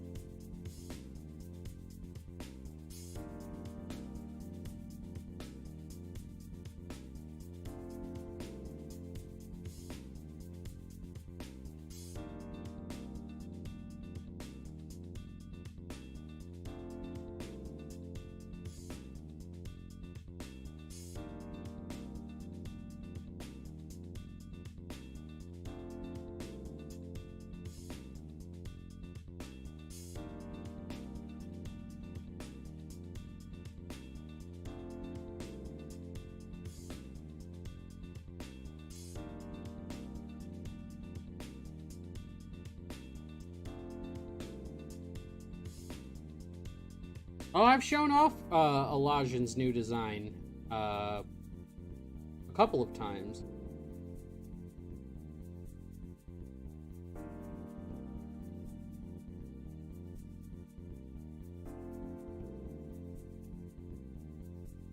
Shown it off a couple of times on the stream, but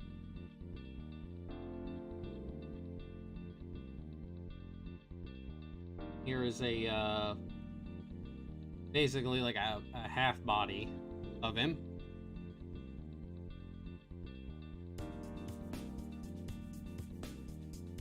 Got rid of a couple of his markings. We changed the diamond on his forehead into a third eye. We made him spooky. Then, as a test panel,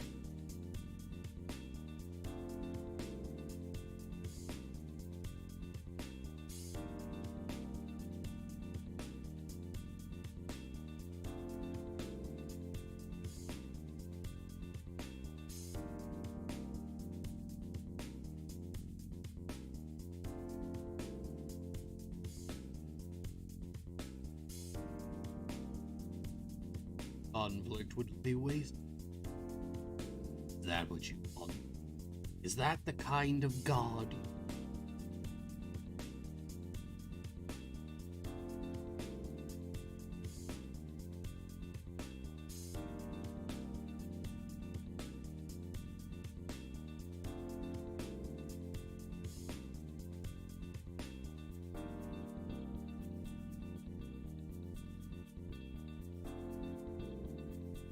Have I experimented with giving him a nose? Yeah, I have. I don't like it.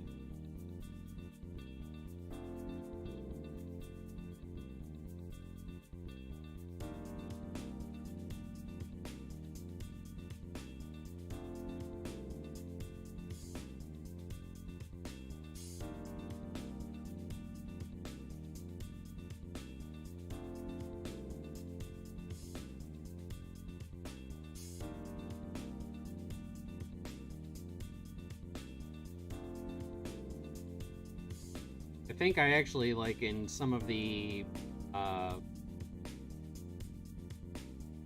best concept art I've done. A couple of. I don't like it. No, sir. Oh, no, not a bit. No.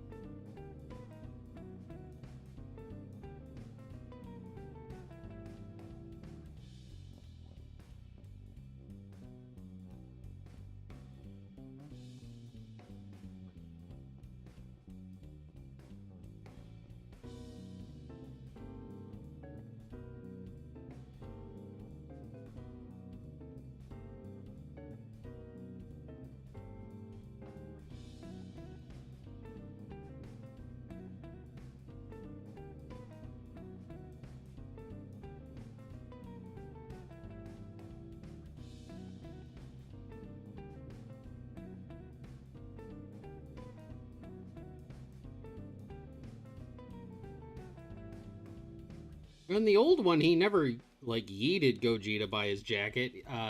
Gogeta walloped him, and as he was reeling back, he reached forward and grabbed Gogeta by the jacket and used it to pull Gogeta into a stronger punch.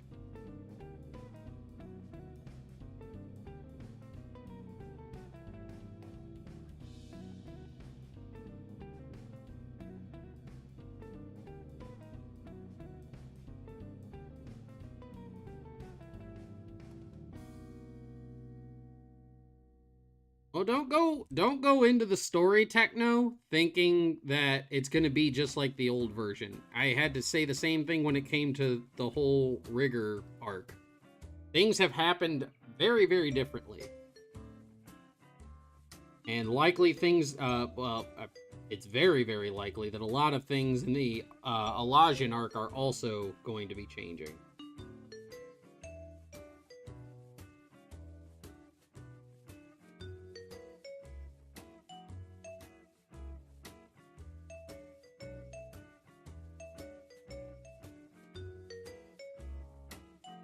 So yeah, don't go into it thinking that it's going to be identical to what you saw in the old version, because it will not be.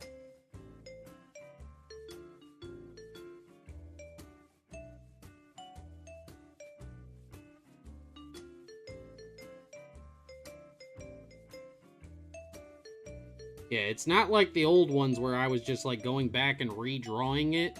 Like, you know, redrawing the same panels and stuff.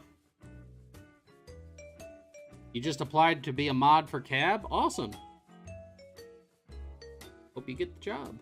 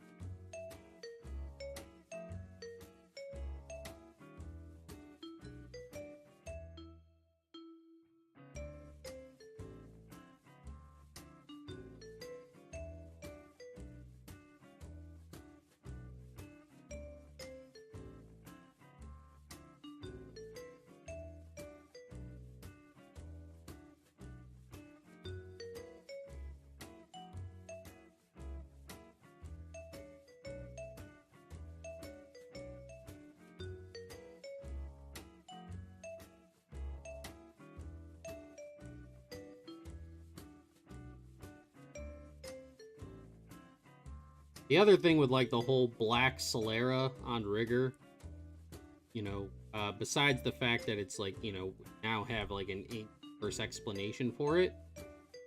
The in-universe explanation for the black eyes is actually like Loki why it's still in there. Good. Miguel, thank you so very much for the follow. Thank you for coming in. Welcome on in. Enjoy your stay.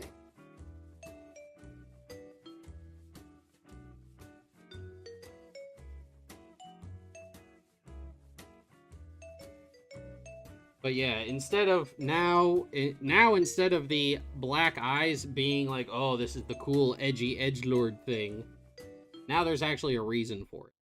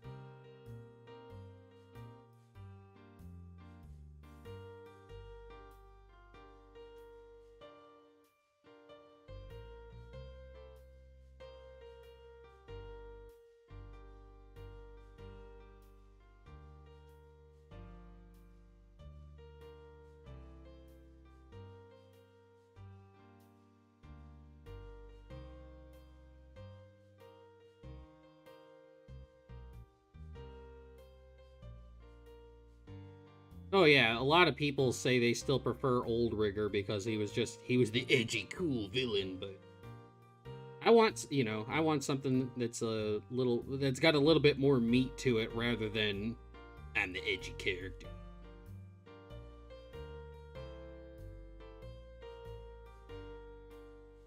I prefer this new version of Rigor leaps and bounds.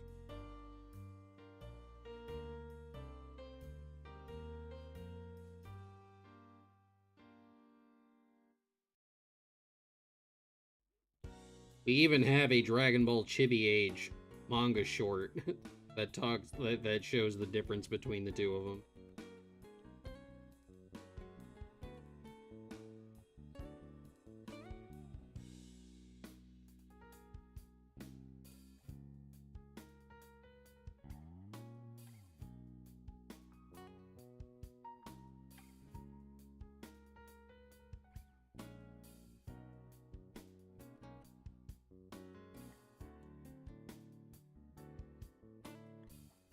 Yeah, people like old Broly because he's the edgy, troubled, insane guy.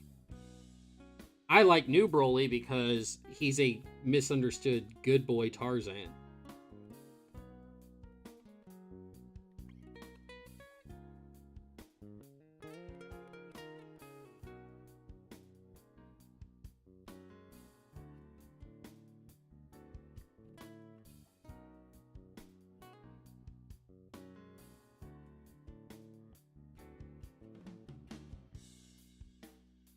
You have your own version of Super Saiyan 4. If I'm not mistaken, I think that's what Raikon is supposed to be. Raikon isn't in like Super Saiyan 5 or anything. He's like in Unreal's like version of Super Saiyan 4. Super Broly Supremacy? Yes. Good boy Tarzan Broly is so much better than Z Broly ever was.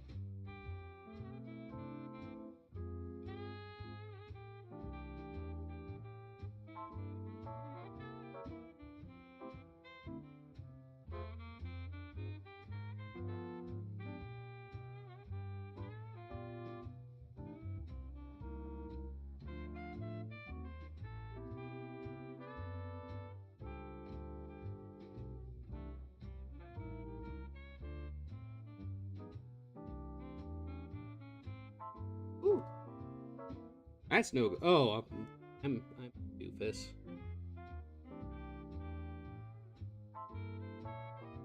Got to close this area off.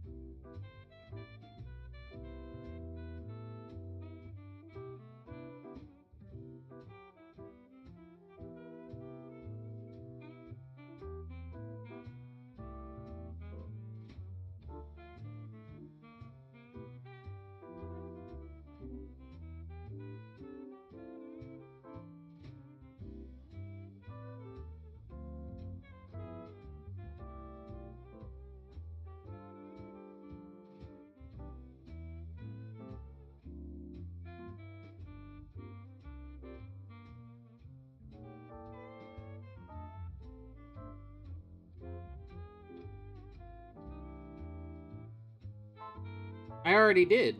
I mean, I didn't rename Super Saiyan 4, but, like, I didn't call Super Saiyan 5 Super Saiyan 5. Because it's technically not even a new Super Saiyan 4. But I renamed... it's, in the definitive edition, it's now called Asura. Asura form.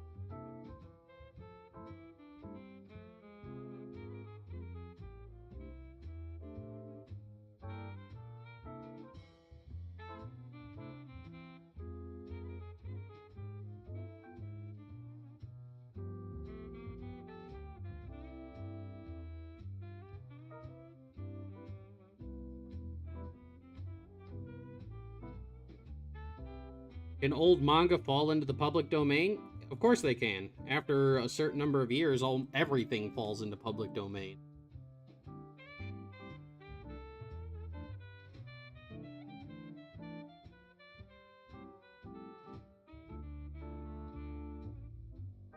Steamboat Willie and the original Winnie the Pooh already fell into public domain.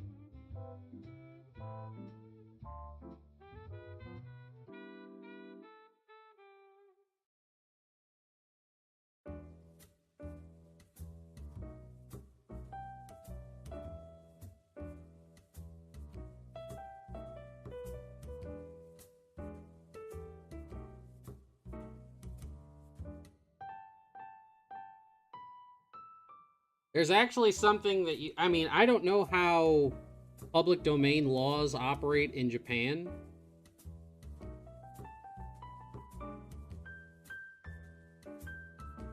On a second. Let me actually see if I can find anything.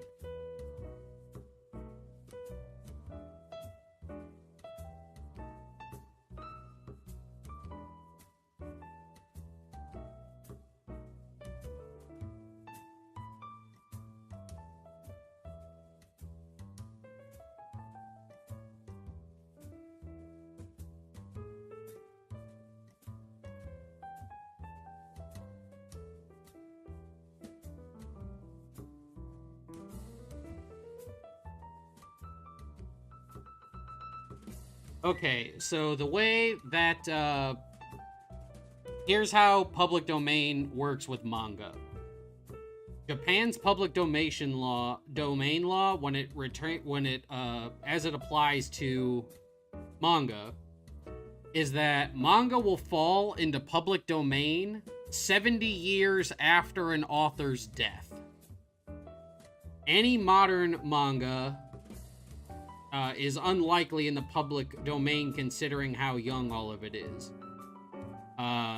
For example, like Astro Boy. Astro Boy will likely be the first manga that falls into public domain, but it's going to be a long time. It's also not for certain that would fall into public domain considering that all of the IPs are being handled by his son, and he keeps basically refreshing the copyright on it. Dante, hello!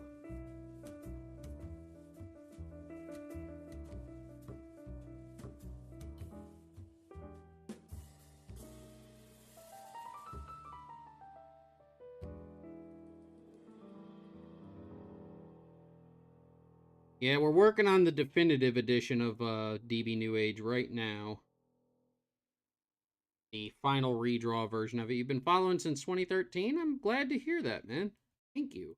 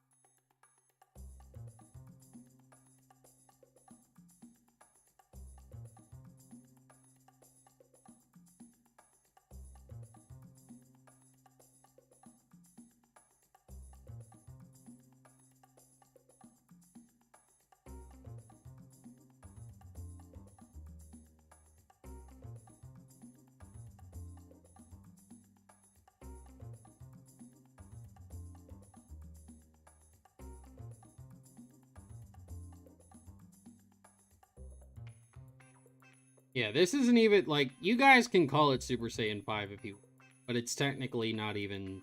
It's not like the old version of DB New Age where Rigor named all of his transformations after the main cast's naming convention of numbering all the Super Saiyan forms. He didn't do that. Rigor only has essentially 2 transformations. This isn't even essentially like a new transformation. He's taking one of his old forms and buffing it up.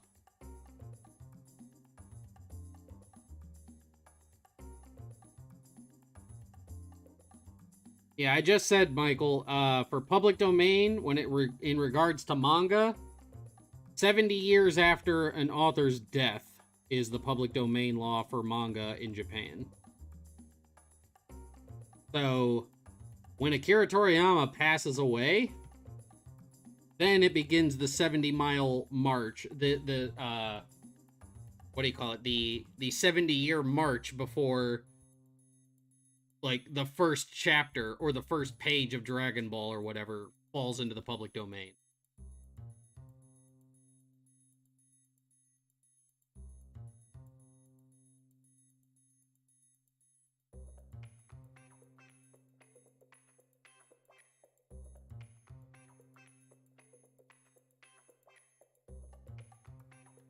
In other words, it's going to be a long time.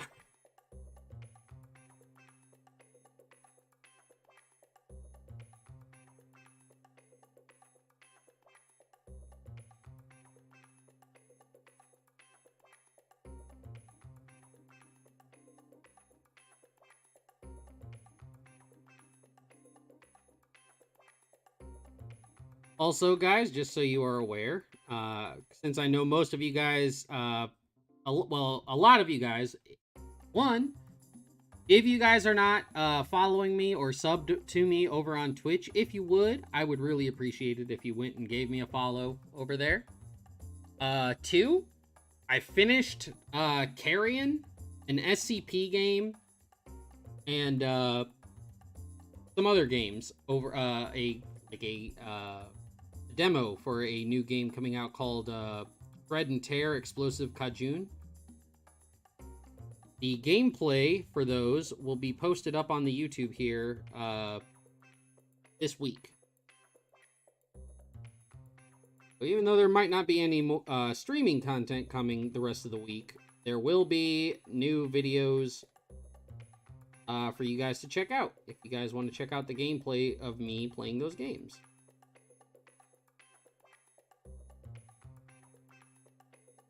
We're also going to confine any of my Twitch clips to shorts.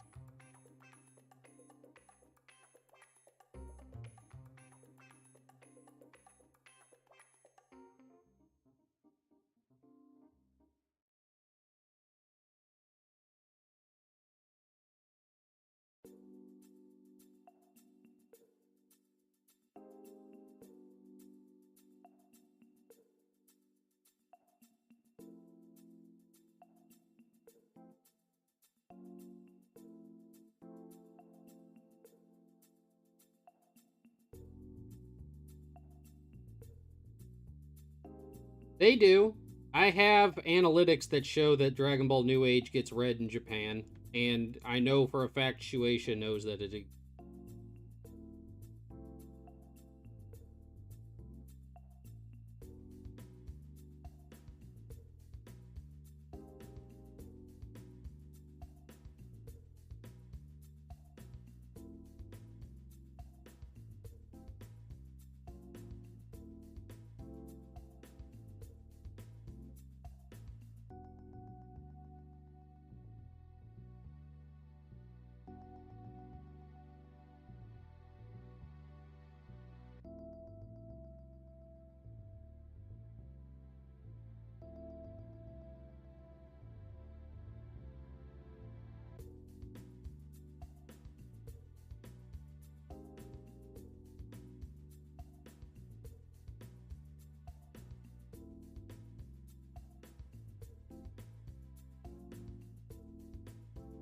Yeah, I have plenty of analytical information to show that Japan is one of the countries that Dragon Ball New Age gets read in.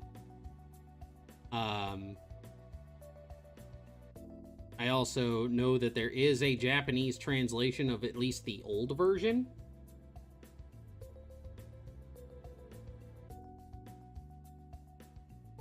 The I Draw Fur is magnificent.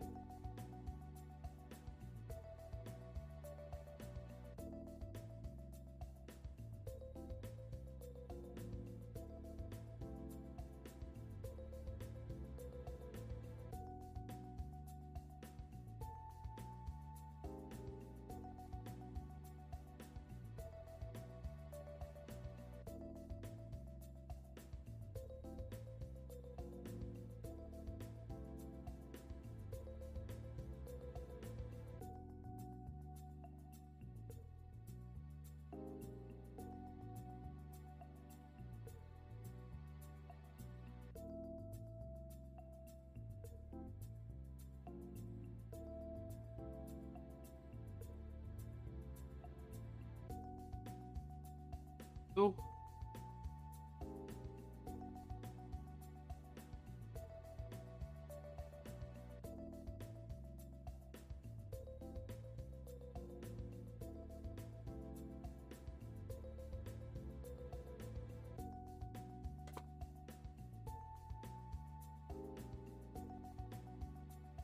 Got Waluigi's taco stand on instant prisoner. They kept. I don't even know what that is.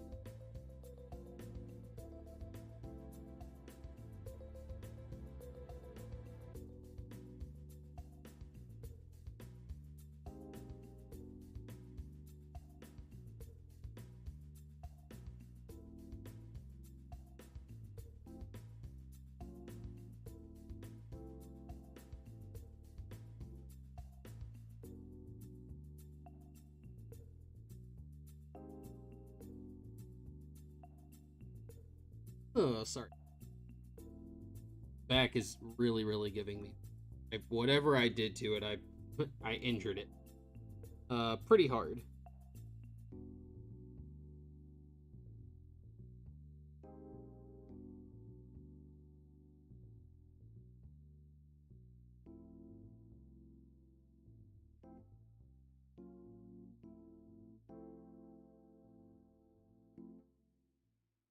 Oh, if somebody lands on Rigor's home, he's going to defend his family.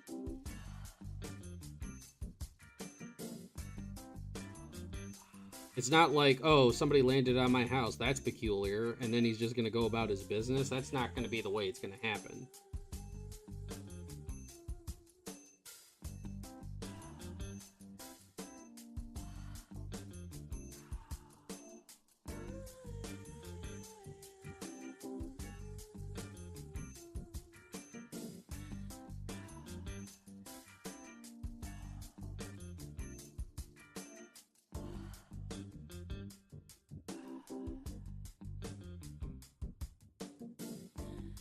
I think Akira Toriyama has more important things to do rather than read fan manga. I believe it's like the executives and stuff that like tell him about like the popularity of stuff that's like popular in the world.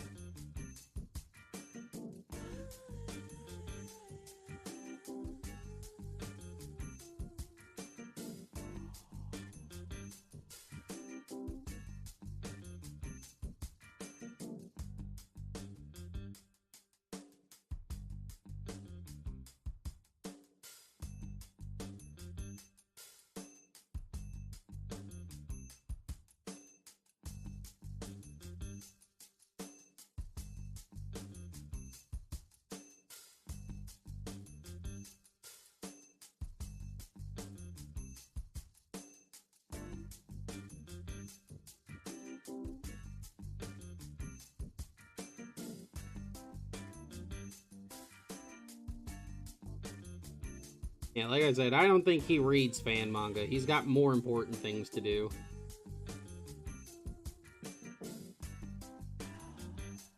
He didn't read Toyotaro's work. You guys are fooling yourselves if you think that happened. Toyotaro was hired by Shueisha, and when they were tossing around the idea of bringing back the Dragon Ball manga, Toriyama did not handpick Toyotaro. It's basically Toyotaro was there, and they're like, hey, we got this guy who did a fan manga back in the day. Let's have him do it. There is one mangaka that Toriyama handpicked back in the day, and it is not Toyotaro.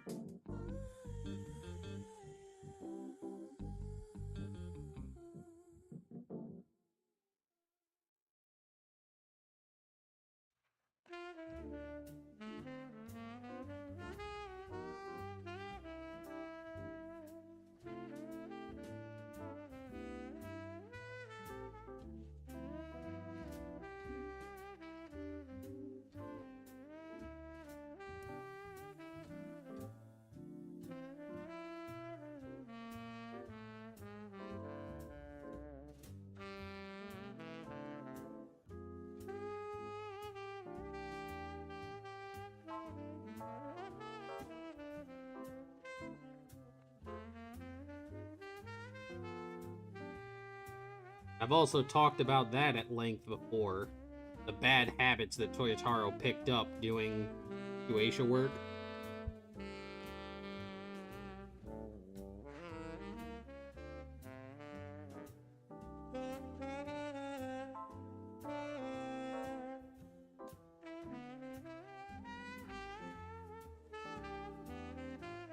Didn't he look at some of his work before he started on the Super manga? No, Toyotaro, before the Super manga was even a thing, was already hired by Shueisha and was working on the Dragon Ball Heroes Victory Mission manga for Shonen Jump magazine. And then when they announced that they were going to be doing the Dragon Ball Super manga, they basically just moved him off of that project onto the other one. And hired a new artist to do the Dragon Ball the Dragon Ball Heroes manga.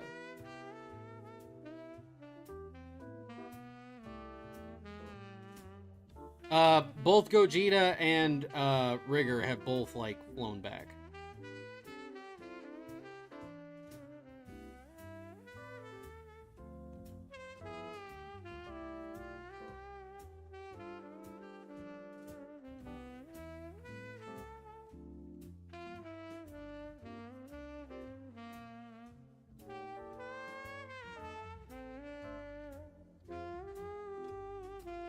Yeah, the narrative that Akira Toriyama handpicked Toyotaro to be his successor holds about as much weight as the belief that people had that Akira Toriyama writes both the Dragon Ball Heroes manga or the Dragon Ball Super manga and anime. He does not.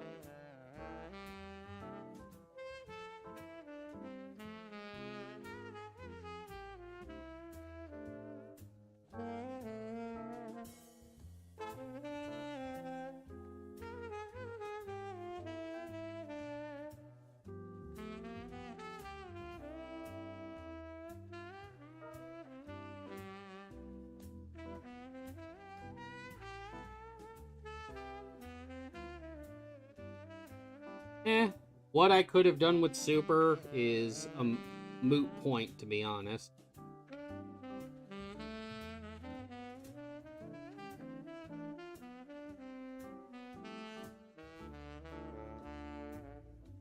Michael, if it had been old young Gigi, I would have said no. If it was modern, like current young Gigi, then yeah, I would say yeah. I am still of the opinion that there are two artists that they could have chosen over Toyotaro, and both would have been much better choices. And the first one is Dragon Garo Lee, the guy who wrote That Time I Got Reincarnated as Yamcha manga, or Fenyo. Either of those two would have probably been a lot better choice than Toyotaro. But we have Toyotaro, so that's what we have to live with. I'm not gonna dump on Toyotaro because that's not what I do. I critique him when I feel like he deserves criticism. I just personally feel that Dragon Girl Lee or Fenyo would have been better choices. Gogeta looks very nicely done. Still can't get over this design choice. I like this design choice a lot better.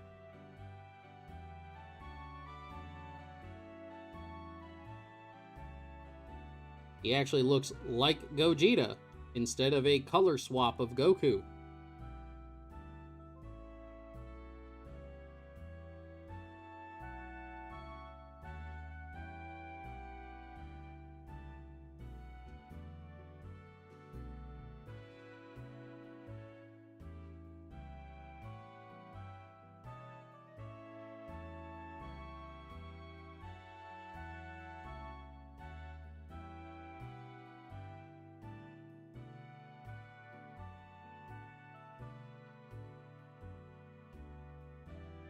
Fenyo is great because Fenyo can replicate Toriyama's art from at any point in his career. He's illustrated that multiple times. That he has the ability to mimic Toriyama's art from any point in Toriyama's career. Would have been a great choice. I've showcased some of Fenyo's manga panels and stuff on here. He has a better grasp of fundamentals than Toyotaro does. Toyotaro has a bad habit of still reverting back to his fan manga style of writing. Even though he's got Toriyama right there. Toriyama has to veto a lot of things that Toyotaro comes up with.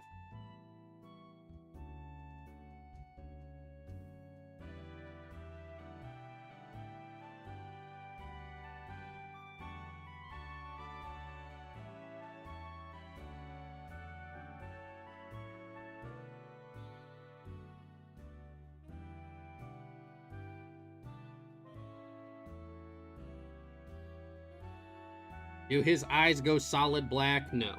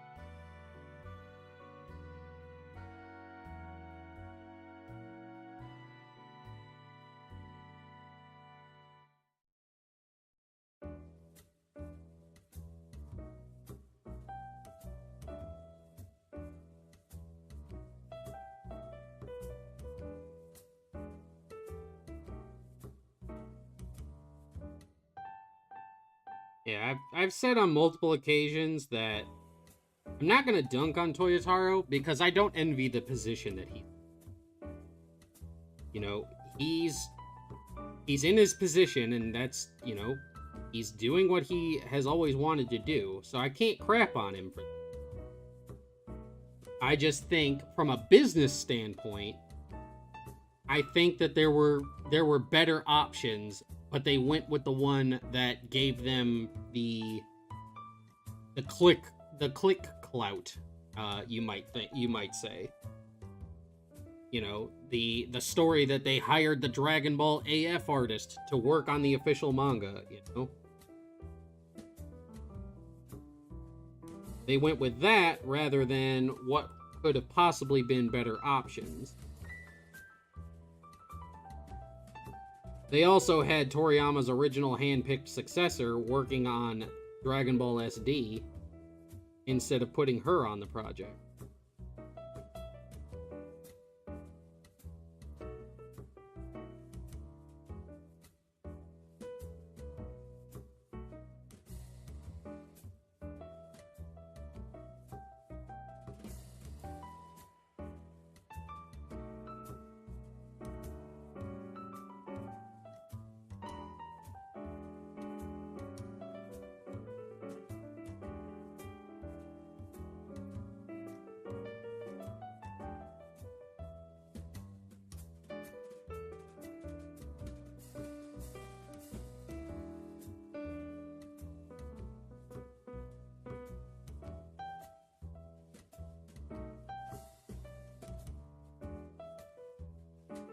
And yes, for those of you people who didn't know, Toriyama's original handpicked successor is a woman.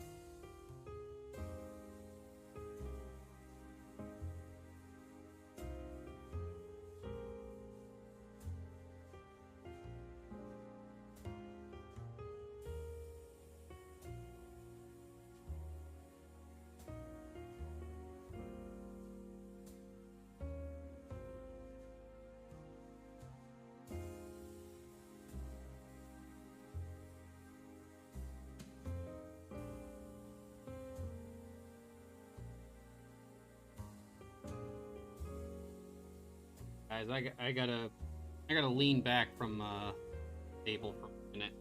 My back is.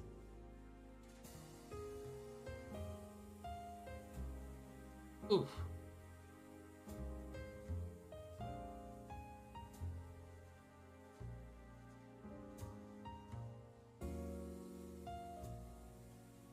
Oof. Oh, this hurt.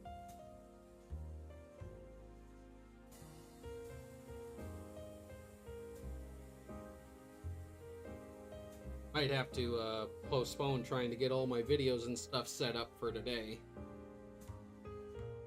Back is not doing hot.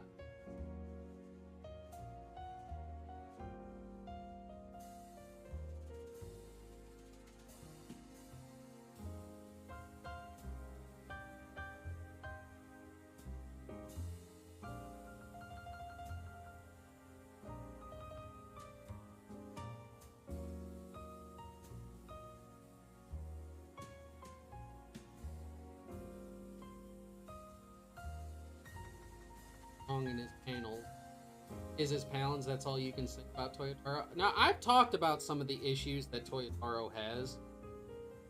Toyotaro has issues with his paneling and his page layouts, his composition.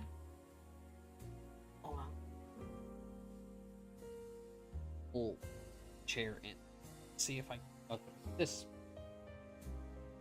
So Toyotaro's big issues are his paneling and page composition are very rough. He has problems with anatomy, and his storytelling is not all that good. You know, I'm not saying that I'd be any better, but by comparison, where it should be, especially for as long as he's been under Toriyama, his storytelling and his ability to, you know what he should be doing, has not progressed as far as it should be.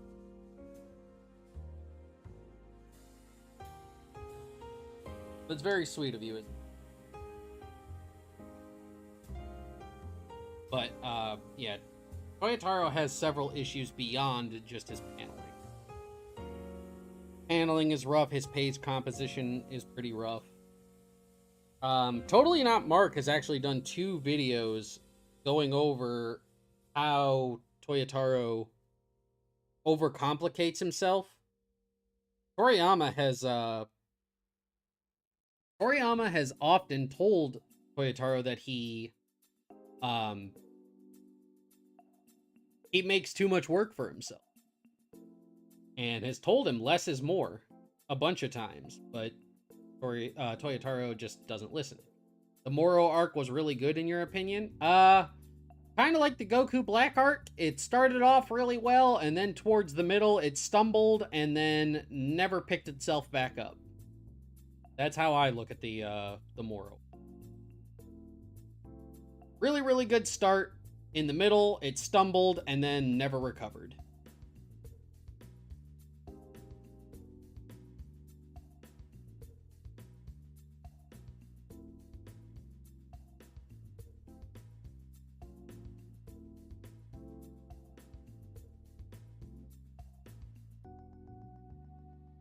My thoughts on the Granola arc? In my opinion, I think the Granola arc, besides like a little bit of the lore and stuff that it's put in there, with like the heaters and stuff like that, I am not a fan of this arc at all. Which seems to be very, very prevalent. That it seems to be a very prevalent notion across a lot of the world, that this arc has just, in general, just been kind of a miss.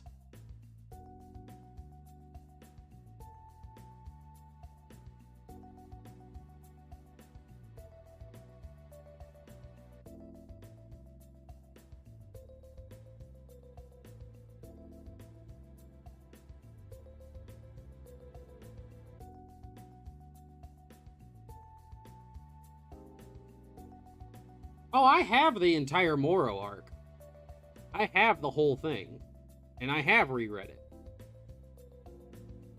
I am just of the opinion, and again, I do not insist everybody conform to the preferential whims or what I think. Much like the Goku Black arc, I feel like the Moro arc started off really well with a lot of promise. It's something that seems to happen a lot with Toyotaro's writing. His arcs start off with a lot of promise and a lot of intrigue. And a lot of really, really cool ideas. Towards the middle, he hits a wall. And then it starts stumbling, and it never stops stumbling until the end.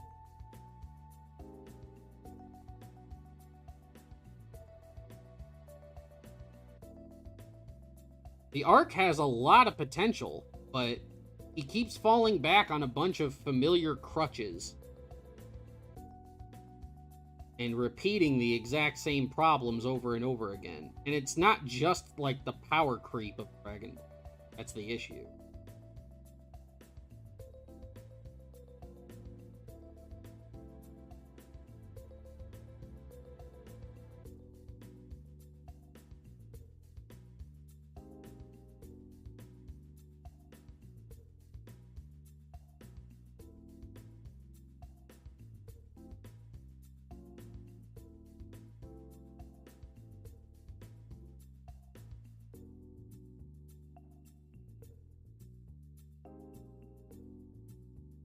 Like, I really liked the whole Goku Black arc up until the middle.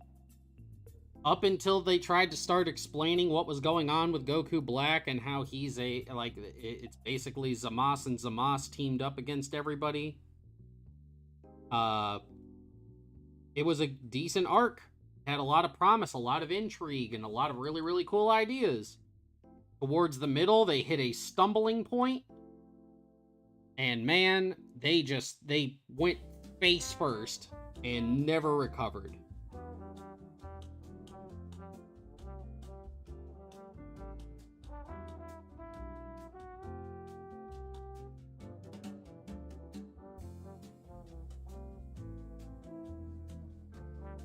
Like, I feel the same way with the Moro arc. the Moro arc had so much potential for a whole lot of really, really cool moments and stuff. There were just some really, really questionable writing decisions.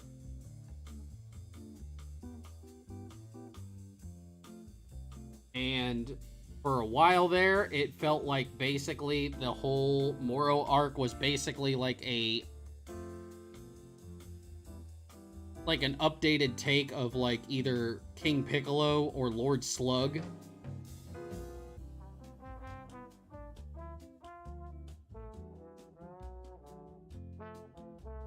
Well, yeah, the problem with that, that logic, Ruby King, is that Toriyama doesn't want to draw the manga anymore. He doesn't. He's old. Doesn't want to do it anymore. He's okay with drawing like a story or something here and there and correcting Toyotaro every now and again. Hey, Art Dog, what's going on?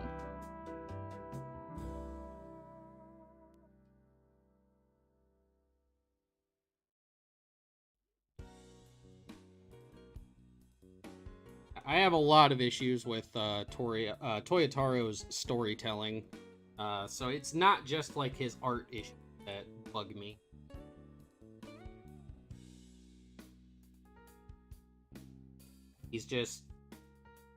He is not particularly strong at writing stories, and that's fine. That's fine.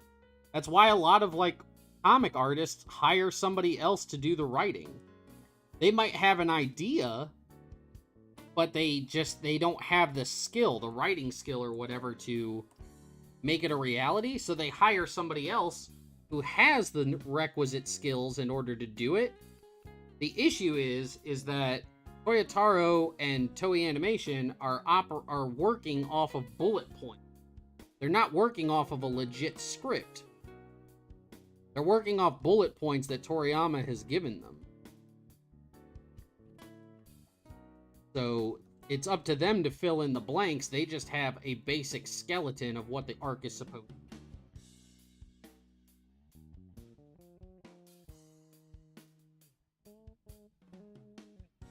Gotta head out, Rainy. All right, thank you.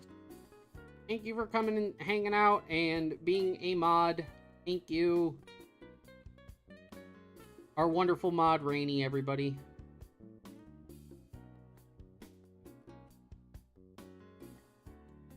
Started your job officially yesterday? Heck yeah. There you go.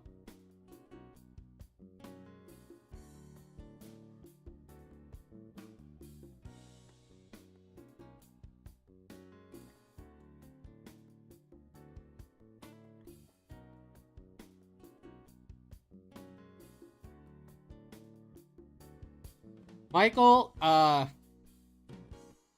when it comes to canon, the word canon for Dragon Ball, in regards to the official series, just forget it. There is no such thing as an official canon for the series. There's just not. The Japanese do not care about the canon of the series. They care about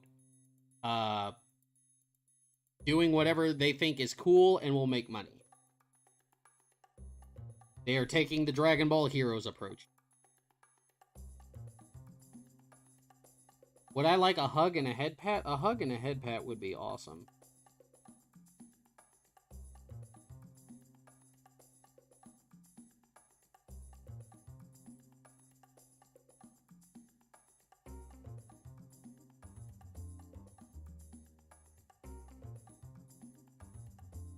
Yeah, the canon of Dragon Ball is subjective at this point. So that's why, like, I was able to pick and choose what happened in Dragon Ball New Age. It's basically the same thing with the official series. I did not know that because I haven't paid any attention to the colored manga, Purple Tiger.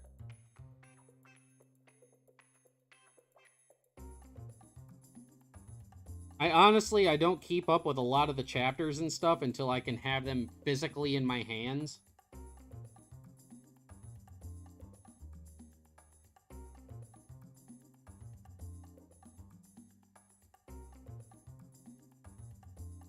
Oh bad. Even with this ibuprofen. Icy hot.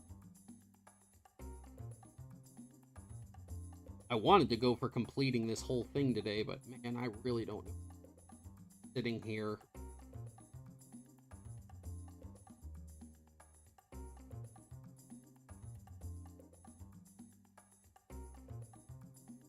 How long have we...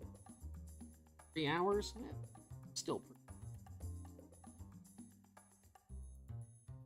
Manga got really boring to you? You're not the only one. A lot of people feel like the manga is...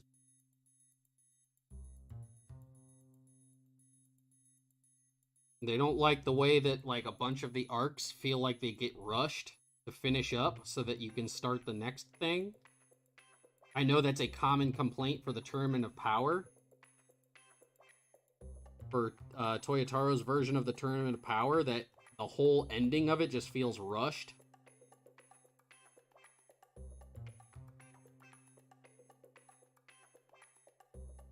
You're loving Gogeta in this? Oh yeah, dude. I love this, the version of Gogeta that we're...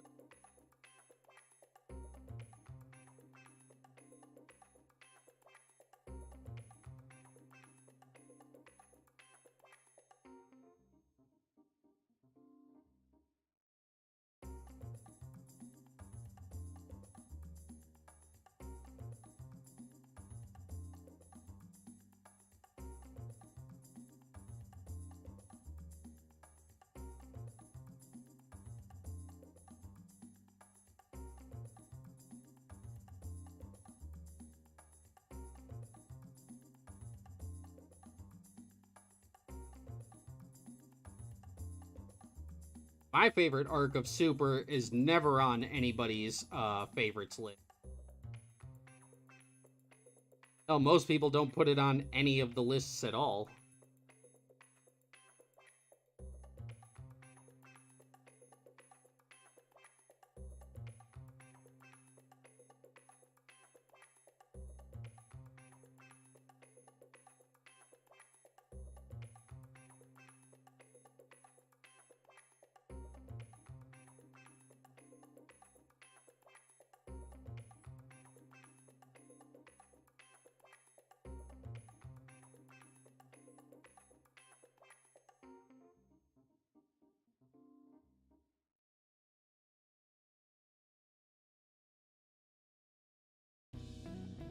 That's not necessarily an arc. That's more just like an episode.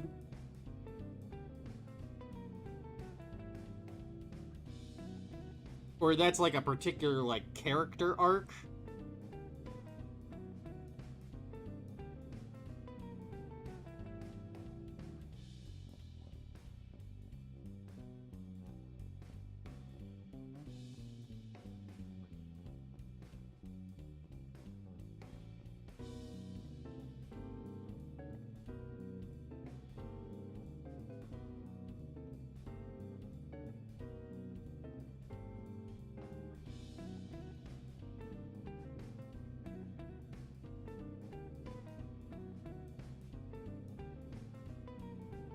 No, not even Copy Vegeta. Copy Vegeta is still a very... That's a... One, that has the distinction of being the shortest arc in all of Dragon Ball. It is even shorter than the Super 17 arc, which is already very, very short. My favorite arc in all of Dragon Ball Super is the 9 Weeks of Peace. Nope. 9 Weeks of Peace. Favorite arc in all of Super.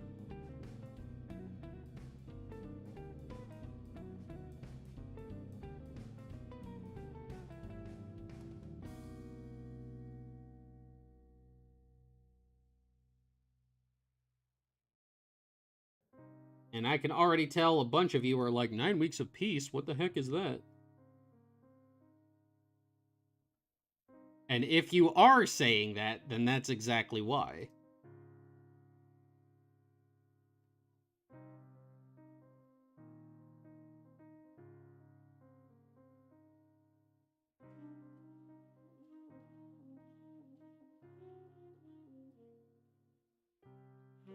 Yeah, the 9 Weeks of Peace is the arc it's technically a mid arc in Super. It's a collection of episodes before it's got like the baseball episode, the Orale episode, you know, the Dr. Slump crossover, the Great Saiyaman stuff. That little arc in Super where they are just basically existing and little things are happening. My favorite arc in all of Super.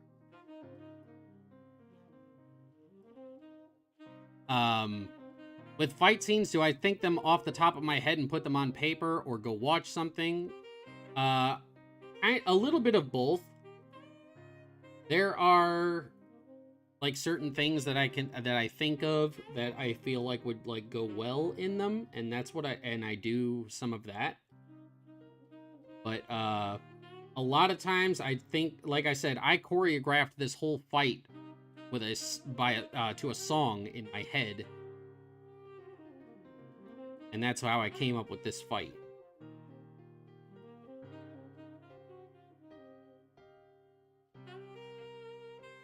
A lot would change the Moro arc. One, don't turn Moro into a carbon copy of Cell in both looks and motivation.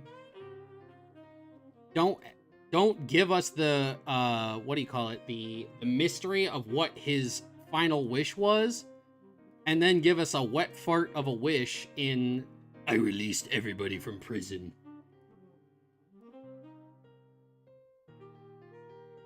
Do I have wooden models for reference? No, I do not. I do not use wooden models. I do have plastic models, but a lot of times I just come up with the like scenes and stuff for that off the top of my head.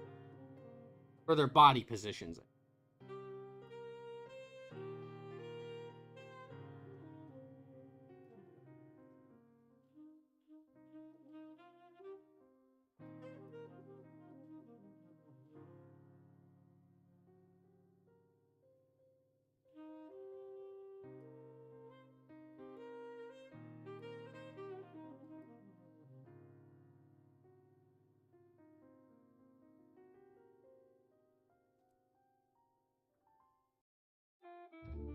Well, Super 17 was never meant to be anything big. It was that arc honestly was just meant to be a bridge point.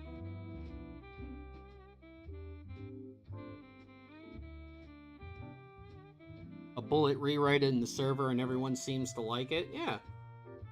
You could do a lot of things to change the Moro arc for the better. There's a lot of things you could do to a lot of the Dragon Ball Super arcs that would change them for the better.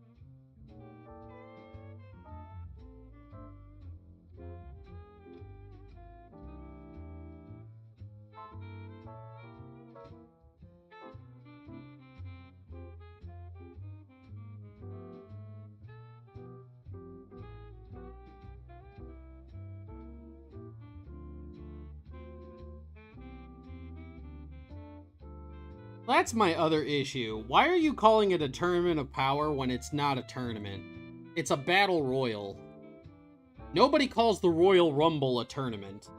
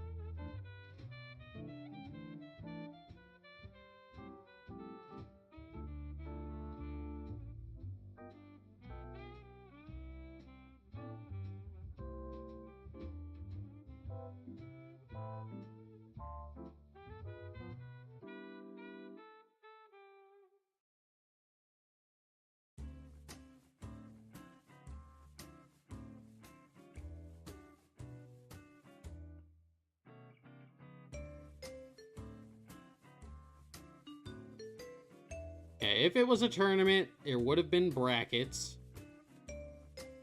There, you know, there's a lot of things. It just, you know, they just could have said that it was, you know. So what they could have done was during the Universe 6 versus Universe 7 exhibition, right? The Zen exhibition, they could say that Zeno was bored with brackets and everything and felt like it would take too long, so he has decided that instead it will be a battle royale. But they needed a marketable name, so they called it a tournament of power despite it not being a tournament.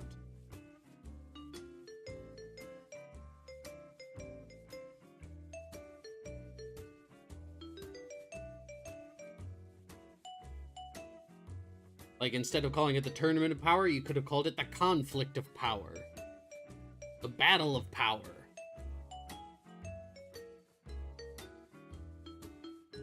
It literally was just Universe 7 versus... At least in the manga, they tried to show that, like, the other universes were actively trying to eliminate other universes, instead of only gunning for Universe 7.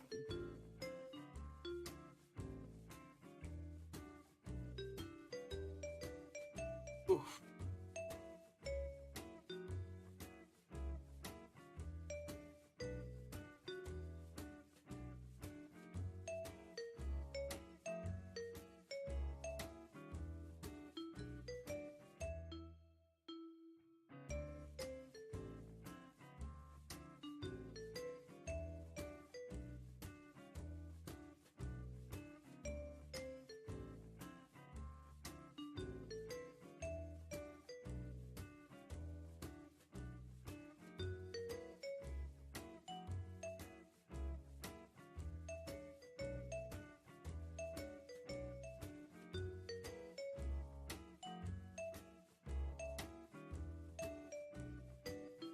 Oh, that'll work.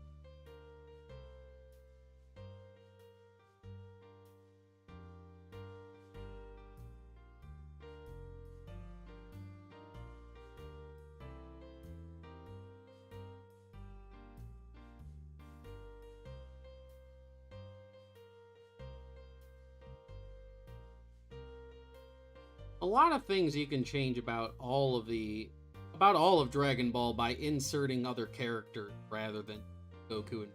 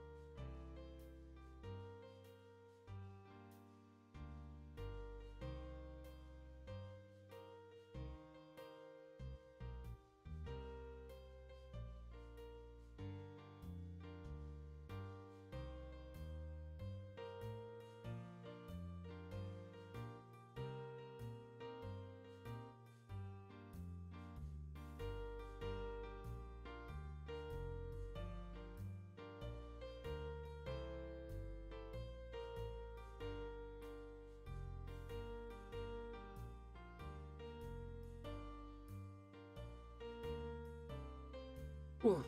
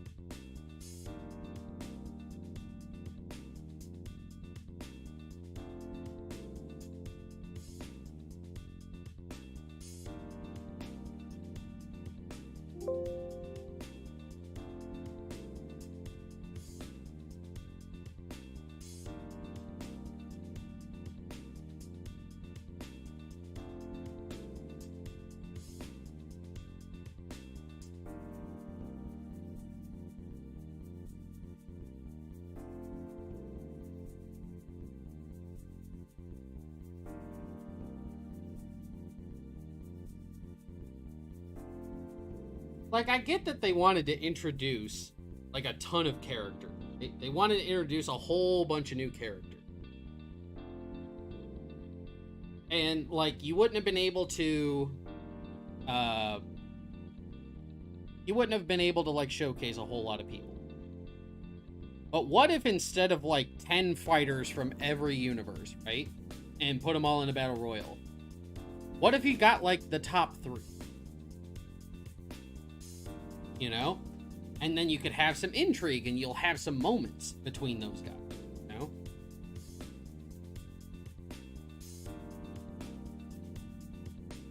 Oh, Gogeta never has red hair in the New Age continuity.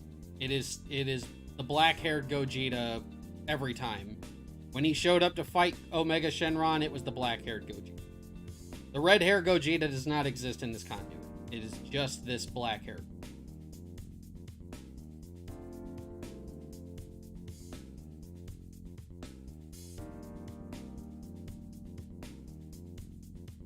All right.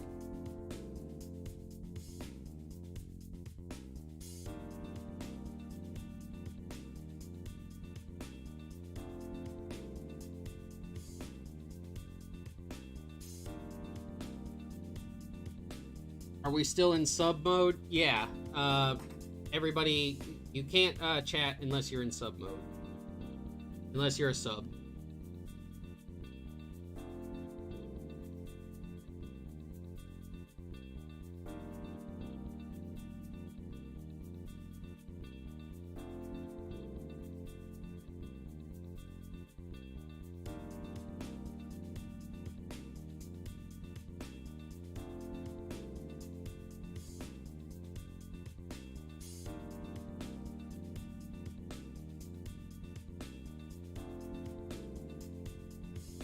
Oh.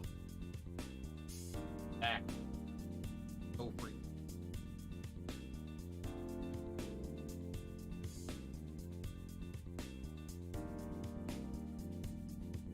This is how the pages will. filter out. Oh yeah, things are okay, Sketcher. The only problem that I'm doing. How do you turn on sub mode? It's an option on like a live stream or whatever. If you go in there into the options, you can go to I think it's like customize, and you can turn it into sub only mode. After the shenaniganery that we had the last couple of weeks, all of my streams will be sub only chat.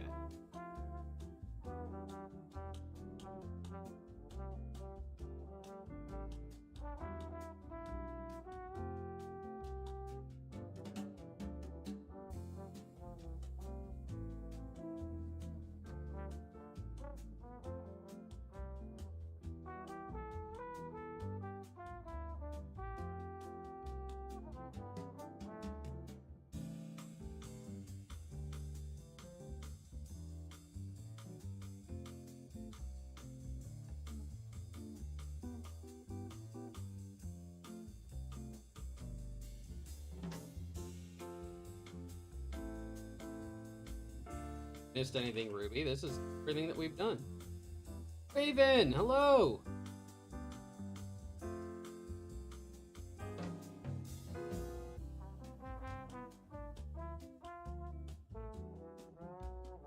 Huh?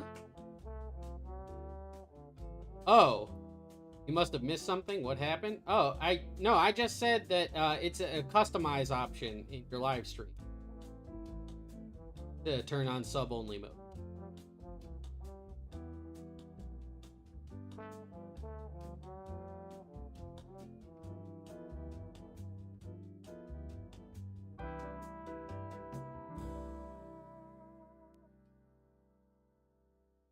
Really bad, guys.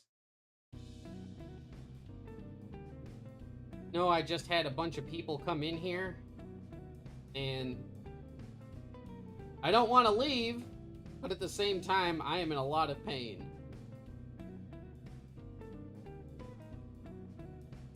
I'm gonna put you guys on BRB really quick. I'm going to,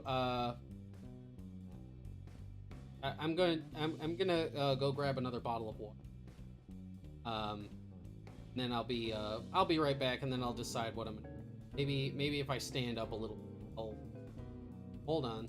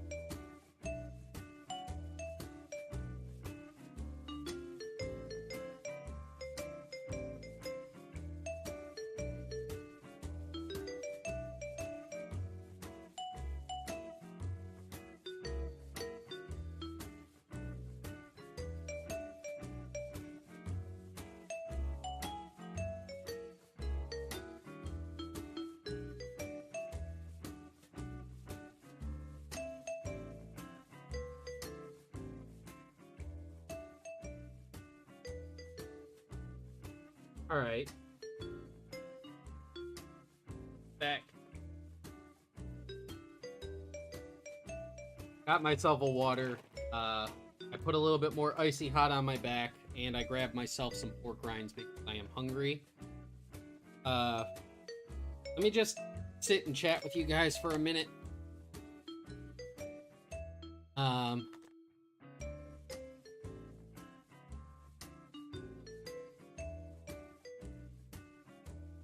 I have some ideas for certain things. The old villains that I had in Dragon Ball New Age will likely be very, very different from the versions that actually appear. And the Journey to the West Galaxy arc, if we wind up doing that, has a whole host of new villains. Is Potara still a permanent, stronger fusion in the New Age continuity, or is it retconned as well? So it's not permanent, and it's not stronger. The whole retcon and everything still happened. It's just that because the Goku Black arc never happens to the characters, they are still under the impression that Potara is permanent.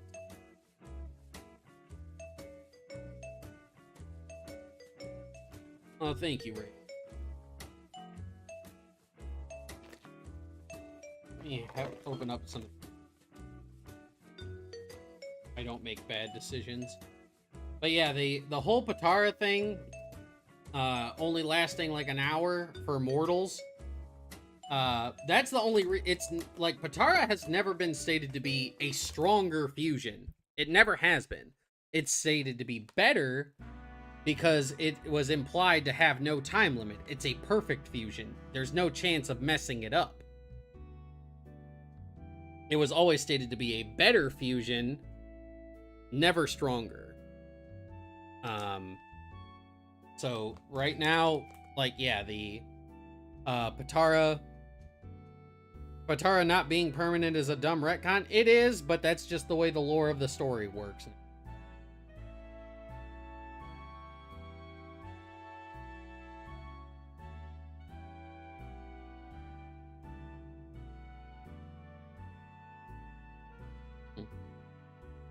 Daizenshuu 7 states that the Potara is stronger. The Daizenshuu don't mean anything. The Daizenshuu weren't written by Akira Toriyama.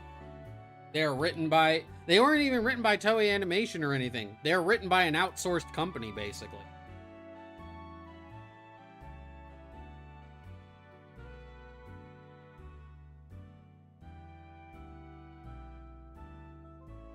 I don't trust the guidebooks for any kind of pertinent Dragon Ball information as far as I can throw them. Like, when it comes to IRL information or anything like that, then yeah, you can look at that stuff, but when it comes to, like, the story, just ignore the Daizenshuu.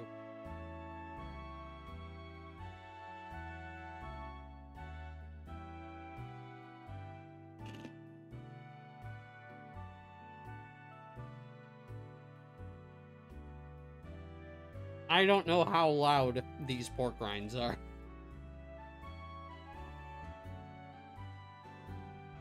I'm just eating a couple of them because I haven't eaten.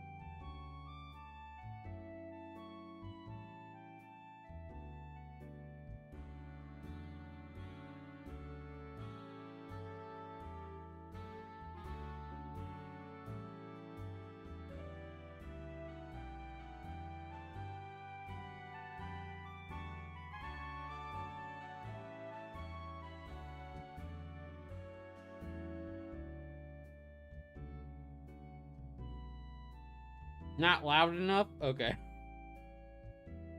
I'm trying not to do pork rind ASMR.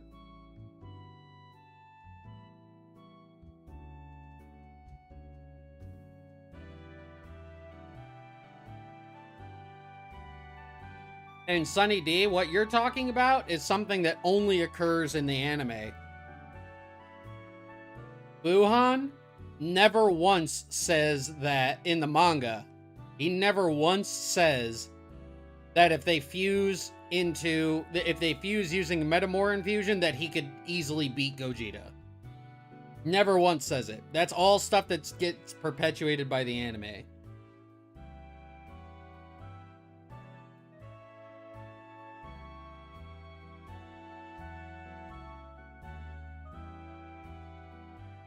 when it comes to stuff from Dragon Ball Z, for me anyway, the manga takes precedence over literally everything. It takes precedence over the anime, it takes precedence over the guidebooks, interviews, everything. If it's in the manga, if it was written by Akira Toriyama and it's in the manga, that's what I go by. I don't pay attention to guidebooks, I don't pay attention to the anime, nothing else. Manga only, because that's from the author and his head.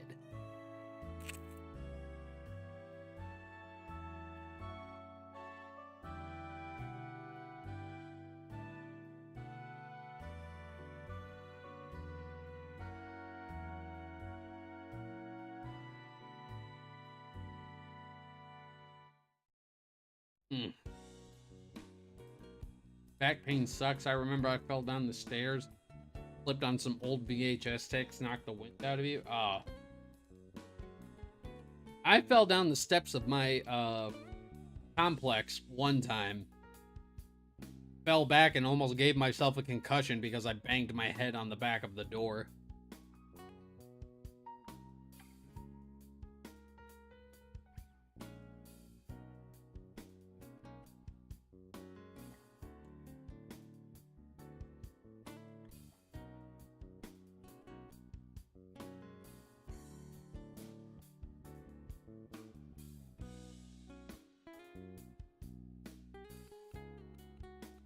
Guys, I honestly, I gotta be honest. I want to continue drawing, but I know full well that I shouldn't. My back hurts really, really bad, and even all the icy hot and stuff I'm putting on it is right now not helping.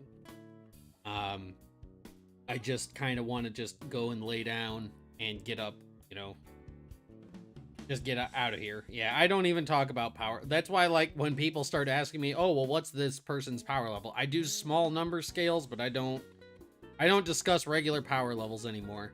The only hard power level I give is that Sapari is, like, Ginyu Force level. That's it. I don't even give a hard number on that. But yeah, my back is, like, really, really bothering me. We've been going for 3.5 hours anyway. But yeah, I think I'm just going to call it for right now. As much as I want to finish the rest of this chapter tonight, my back is just not giving me the ability to. If I feel better, like this during this week, depending on what my commission outlook looks like, I might do like a guerrilla stream over here on YouTube. If I'm going to be doing that, I will let you guys know. But I think I'm gonna take off for right now. I need to go lay back down. I'm sorry. I'm sorry. I didn't mean to get hurt, and now it's like hampering my ability to work. But I thank you guys for coming and hanging out with me. For everybody who did come and hang out. I'm sorry we didn't get to do Masako stuff today, but he's on vacation. And we at least did get 2 inked pages done today. So it's not like we're behind. But yeah, I'm gonna head out for right now. I really appreciate you guys coming and hanging out with me. But these pages will probably be up on Patreon maybe tomorrow, because I'm probably just gonna. I think I'm just gonna go lay down and go to. My back hurts. But thank you guys for coming and hanging out with me. We'll be back on Twitch on Friday. We will either be playing Koromon or Vampire Survivors, one or the other. And doing some artwork and stuff. Probably another VTuber fan art jam. And again, there'll be some gameplay vids coming out for YouTube later this week. Thank you guys for coming and chilling. I appreciate it. I so very, very much appreciate you guys coming and hanging out with me. It does mean a whole lot to me. But for now, I am Malik Torihane. This is the lovely Wallet-chan. This has been Dragon Ball New Age in the Tentacle Lounge. And I will see all of my freaky darlings again next time.